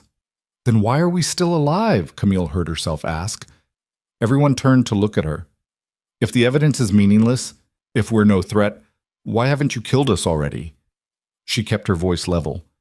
You had all night, had guards everywhere, had every advantage, but we're still breathing. Victor's eyes narrowed. Careful, Mrs. Vane. You're stalling, Camille continued, trying to figure out if we have a backup plan, trying to determine if killing us creates more problems than keeping us alive. She stood slowly. Which means you're afraid, not of prosecutors, of something else. I'm not afraid of anything. Liar. The word came out before she could stop it. The room went deathly quiet. One of the guards moved forward, but Victor held up a hand. Explain yourself. Camille's heart was trying to break through her ribs, but she kept her voice steady. Last night, Lucien pointed a gun at you, and you blinked. For just a second, I saw it. Fear that your own son might actually kill you. Fantasy. No, reality. She moved around the desk slowly, approaching Victor like approaching a wounded predator. Because deep down, you know you created something you can't fully control. You raised him to be ruthless, to be strategic, to be willing to do anything to protect what's his. She stopped a few feet away. And now I'm what's his, which means he'll destroy everything to keep me safe, including you. Victor stood slowly. You think you understand my son. I think I understand that he's capable of things you're not, because you taught him to be. Camille didn't back down. You wanted a weapon. You got one. Now you're discovering weapons don't always point in the direction you want.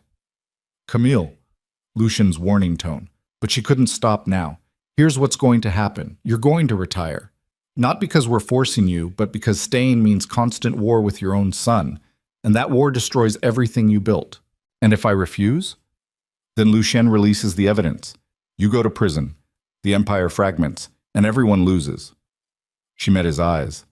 Or you step aside gracefully, live comfortably in retirement, and watch your son rebuild what you couldn't. Victor stared at her for a long moment. Then he looked at Lucien. Is she always this bold? Only when she's terrified, Lucien said quietly. She hides it well. Victor moved back to his desk, sat down. You chose better than I thought. She's got spine. I know. Unfortunately for you both, spine doesn't stop bullets. Victor nodded to the guards. Kill them. The guards raised their weapons. Lucien moved faster than thought, throwing himself in front of Camille, one hand going for his own gun. But before anyone could fire, Elena's voice cut through the room like ice. Put the guns down! Everyone froze. Elena had crossed the room and now stood beside Victor with a pistol pressed against his temple. What are you doing? Victor's voice was deadly calm. Choosing the winning side. Elena's hand was steady. Your son is right. You're outdated, dangerous, a liability to everyone in this organization. I made you, Victor hissed, and now I'm unmaking you. She looked at Lucien. I vote for new leadership, effective immediately. Elena, Victor started. Shut up. She pressed the gun harder against his skull. Guards, lower your weapons or I paint this study with your employer's brain matter. Slowly the guards complied. Camille could barely breathe. Her mind raced through the implications. Elena had been planning this, waiting for the right moment, using Lucien's coup as cover for her own play. Thank you, Lucien said carefully. Don't thank me yet. Elena's eyes were cold. I'm not doing this for you. I'm doing this because Victor's instability threatens my operations. Your leadership will be better for business. She removed the gun from Victor's head but kept it trained on him. But make no mistake, you're not taking over because you won. You're taking over because I'm allowing it. The power dynamic shifted visibly. Victor sat perfectly still, face carved from stone.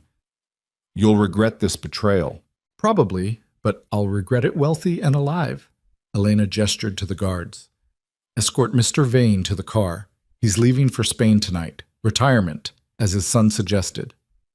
I'm not going anywhere, Victor said. Yes, you are. Elena's voice was final. Because the alternative is I release my own evidence to the prosecutors. And unlike your son's files, mine will definitely stick. Victor's eyes widened slightly. You wouldn't test me. For the first time since Camille had met him, Victor Vane looked genuinely afraid. You'll destroy everything I built, he whispered. No, I'll let your son rebuild it into something functional. Elena lowered her gun. You have 1 hour to pack, then you're on a plane.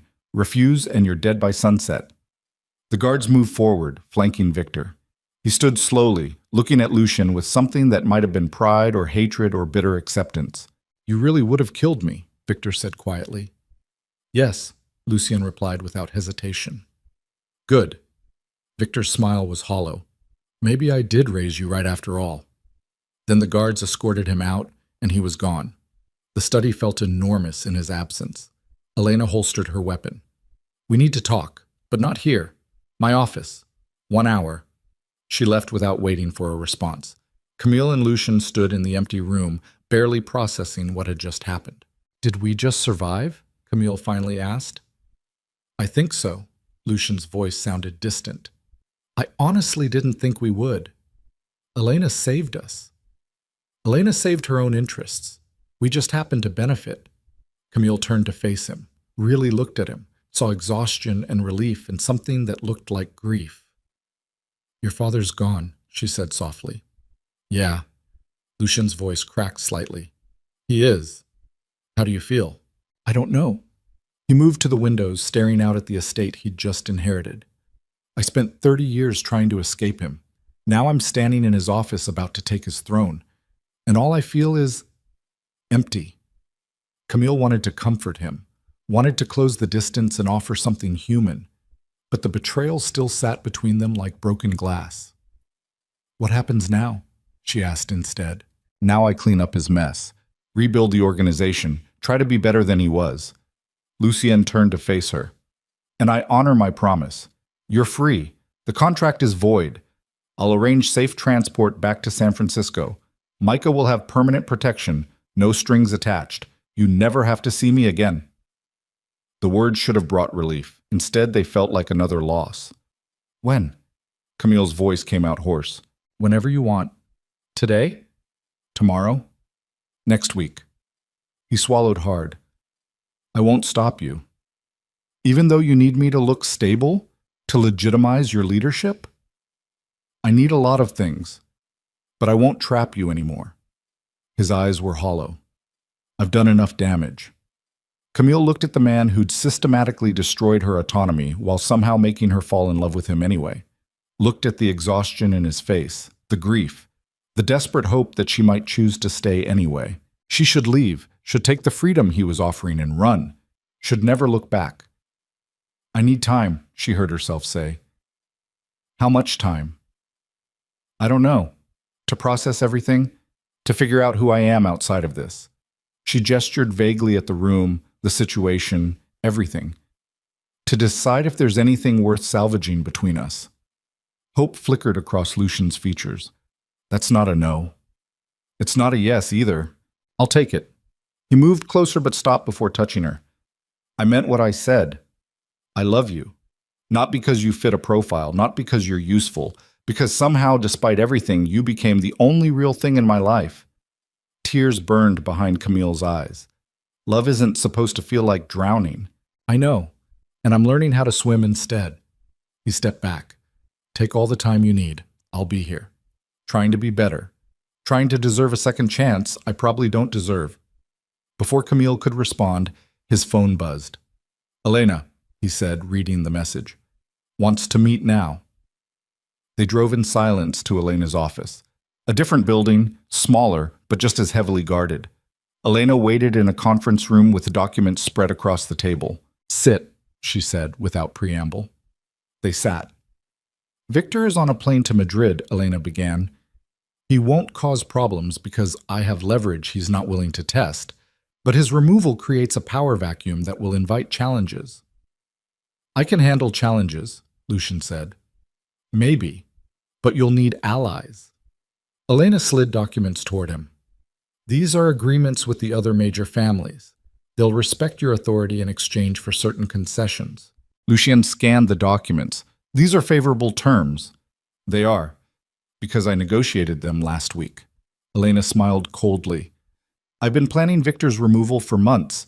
You just gave me the perfect opportunity to execute it. Camille's mind raced. You used us. I gave you what you wanted. Victor's gone.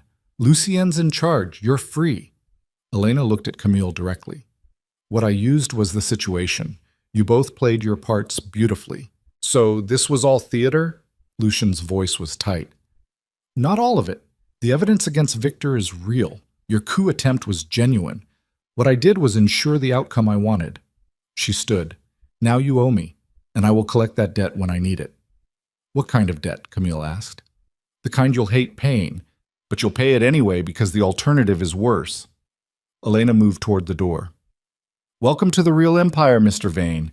It's uglier than you think. She left them alone with the documents and the growing understanding that they'd traded one cage for another. We're not free, Camille said quietly. We're just in a different trap. I know. Lucien's voice was hollow. But at least this one I might be able to navigate. And if you can't, then we burn it all down and start over. He looked at her. Together, if you'll stay. Camille wanted to scream that staying was insane, that she should run, that this world would destroy her eventually. But she'd learned something in the past months. She was stronger than she'd thought, capable of surviving things that should have broken her, capable of loving someone who tried to consume her and fighting back hard enough that maybe, just maybe, they could build something real from the wreckage. I need conditions, she said finally. Anything. Real therapy. For both of us. Not just going through the motions. Actually doing the work. Agreed. Boundaries. Real ones. I need space to rebuild myself outside of you. Done. And if I decide to leave at the end of the year, you let me go. No surveillance. No protection I didn't ask for. No finding excuses to stay connected. Lucien's face spasmed with pain, but he nodded. I promise. Then I'll stay. For now. Camille stood. But this isn't love yet. This is two broken people trying to figure out if they can fix each other without destroying what's left. That's more than I deserve. Yeah, it is. 6 months later, Camille stood in her library, the one Lucien had built for her, defending her dissertation over video call. The committee asked questions she answered automatically, mind only half present. When they finally announced she'd passed, she felt nothing, just exhaustion. She hung up the call and stared at her reflection in the dark window. Dr. Camille Vale. Psychology, PhD. Expert in trauma bonding and coercive relationships. Living inside a case study of everything she'd written about. The irony wasn't lost on her. Lucien appeared in the doorway holding champagne. Congratulations. Thanks. She took the glass but didn't drink. What's wrong? I spent 6 years studying how to escape situations like this, and here I am, still here. Lucien set down his own glass. You're not trapped anymore. Aren't I? Camille gestured around them. I live in a compound protected by armed guards. My brother has a security detail he doesn't know about. I attend meetings with criminals who smile while discussing murder. This is my life now. You could leave. I meant it when I said, I know what you said. She finally looked at him, really looked at him.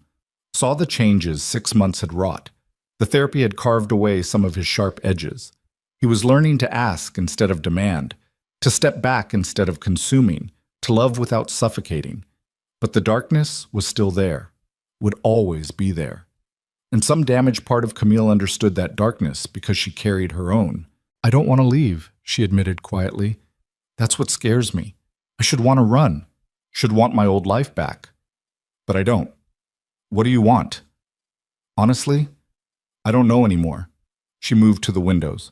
Soul glowed beneath them like scattered embers. I'm not the person I was before. She's gone, and I don't know who I am now. Lucien came to stand beside her, close but not touching. You're someone who survived, who fought back, who became stronger than the situation trying to break her. Or someone who's been shaped by trauma into thinking this is normal. Maybe both. They stood in silence, watching the city breathe. I love you, Lucien said quietly. Not because I need you, not because you complete me or make me better, but because you're brilliant and fierce and refuse to disappear. He finally looked at her. And if loving me destroys you, I'll let you go, even if it kills me. Camille felt tears slide down her face. What if I'm already destroyed? Then we're destroyed together. He reached out slowly, giving her time to pull away. When she didn't, he brushed tears from her cheek. And maybe being destroyed isn't the end. Maybe it's just different. That's a terrible philosophy. I know. He smiled sadly. But it's all I have. Camille laughed through tears. Then she kissed him. Not because she'd forgiven him. Not because she'd forgotten what he'd done. But because somehow, between the manipulation and the survival and the slow, painful rebuilding, they'd become something real, something imperfect and damaged and honest. When they pulled apart, Lucien rested his forehead against hers. Stay, he whispered. Not because you have to. Because you want to. Camille thought about the contract that had expired 3 weeks ago. Thought about the freedom she could claim with a single word. Thought about the life waiting for her in San Francisco, safe, normal, free from violence and crime, and men who loved like forest fires. Okay, she heard herself say. I'll stay. Even though I'm a monster? Especially because you're a monster. She pulled back to look at him. Because I'm a little monstrous too. And maybe monsters are the only ones who can survive each other. 1 year later, Camille published a paper that revolutionized thinking about trauma bonding. It was raw and honest and clearly drawn from personal experience, though she changed every identifying detail. The academic world called it groundbreaking. Lucien called it terrifying. You're telling the entire field exactly how you were manipulated, he said, reading the manuscript. I'm telling them how I survived, Camille corrected. There's a difference. They were in their private library. She'd stopped thinking of it as his compound months ago, with Micah visiting from San Francisco. Her brother sat across the room, sketching in his notebook, oblivious to the conversation, or pretending to be oblivious. Micah knew some of what had happened. Not everything, never everything, but enough to understand his sister had fought through hell to save him. You okay, sis? Micah asked without looking up from his drawing. Yeah, just work stuff. Boring academic work stuff or interesting work stuff? Somewhere in between. He glanced at Lucien. You treating her right? Trying to, Lucien said honestly. Good, because if you hurt her, I don't care how many bodyguards you have. I'll find a way. The threat would have been adorable if Micah hadn't looked dead serious. Lucien smiled. Noted. After Micah left for his hotel, he refused to stay at the compound, said it felt too much like a fortress. Camille and Lucien retreated to their bedroom. Their bedroom. Not separate rooms anymore. That had changed slowly, carefully, with 1,000 conversations about boundaries and consent and what it meant to share space without losing yourself. Your brother's good, Lucien said, undressing for bed. He is, thanks to you. Camille watched him from across the room. He doesn't know the real reason for the contract. And he never will. Let him think it was love at first sight. Was any of it love? At the beginning? Lucien paused. No. At the beginning it was calculation, strategy, acquisition. He met her eyes. But somewhere between the hotel bar and right now, it became real, and I couldn't tell you exactly when that happened, just that it did. Camille nodded slowly. She'd spent a year in therapy unpacking exactly this question. Her therapist, Dr. Hahn, ironically enough, had helped her understand that both things could be true. The manipulation was real. The love was real. They existed simultaneously, and accepting that paradox was the only way forward. I'm writing a book, she said suddenly. Lucien looked up. About what? About surviving coercive relationships. About trauma bonding. About how to rebuild yourself after someone systematically dismantles your autonomy. She moved closer. About how sometimes the person who breaks you is the only one who understands how to help put you back together, even if that's completely fucked up. That's a hell of a thesis. It's a hell of a life. He pulled her close. Will you include us? Anonymized, change details, but yes, the core of it. People will judge you. Let them. Camille rested her head against his chest, listening to his heartbeat. I spent too long caring what people think. Now I just care about surviving and helping others survive. You're incredible. I'm traumatized. There's a difference. Maybe both. She smiled against his skin. You're stealing my lines. I learned from the best. They fell asleep tangled together, two broken people who'd learned that sometimes healing wasn't about becoming whole again. It was about accepting the cracks and building something new from the pieces. 5 years later, Camille's book became a bestseller. She gave talks at universities, trained therapists, consulted on cases, became an expert in the field she'd once only studied academically. People asked how she knew so much about surviving trauma bonds. She smiled and said she'd done extensive research. Nobody needed to know she'd lived every word. Lucien rebuilt his father's empire into something almost legitimate, still dangerous, still operating in gray areas, but no longer the monster Victor had created. He and Elena maintained an uneasy alliance. The other families respected his authority. Soul's underworld found a new equilibrium, and through it all, Camille stood beside him. Not because she had to, not because she was trapped, but because she'd chosen to stay. They never had children. Camille made that decision after a year of therapy, and Lucien respected it without argument. Some broken things shouldn't be replicated. Some cycles needed to end. Instead, they built something else, a foundation that helped victims of domestic violence and coercive control. Funded therapy, provided safe housing, used the empire's resources to undo some of the damage empires like it had caused. Victor called it weakness from his villa in Spain. Camille called it evolution. On their 7th anniversary, counting from the contract signing, not the actual wedding, Lucien took Camille to the hotel bar where they'd first met. Why here? She asked, sliding into the same booth. Because I want to give you something. He pulled out a document. Divorce papers. Already signed on my end. Camille's breath caught. What? You were right. Love shouldn't feel like drowning. And I want you to know, really know, that you can leave any time. That nothing's trapping you here except your own choice. He pushed the papers toward her. Sign them if you want. I'll understand. Camille stared at the documents. Her signature line was blank. Freedom sat right there, requiring only a pen. She thought about the girl who'd flown to Seoul 7 years ago, desperate and alone. Thought about the woman she'd become, harder, wiser, scarred, but unbroken. Thought about the man across from her who'd tried to consume her and somehow learned to love her instead. "No," she said finally. "No? I'm not signing." She pushed the papers back. "Not because I'm afraid to leave, but because I'm choosing to stay. Actively, deliberately, despite everything." Lucien looked like she'd given him the world. "Why?" "Because you're trying, because we're both trying, because this thing between us," she gestured at the space connecting them. "It's not healthy in any conventional sense, but it's ours, and it's real, and I'm not giving up on it. Even though I'm still broken? Even though we're both still broken." She reached across the table, took his hand. "Maybe that's the point. We're not trying to fix each other anymore. We're just trying to be broken together in a way that doesn't destroy us." Lucien's eyes were bright with something that might have been tears. "That's the most romantic thing you've ever said to me.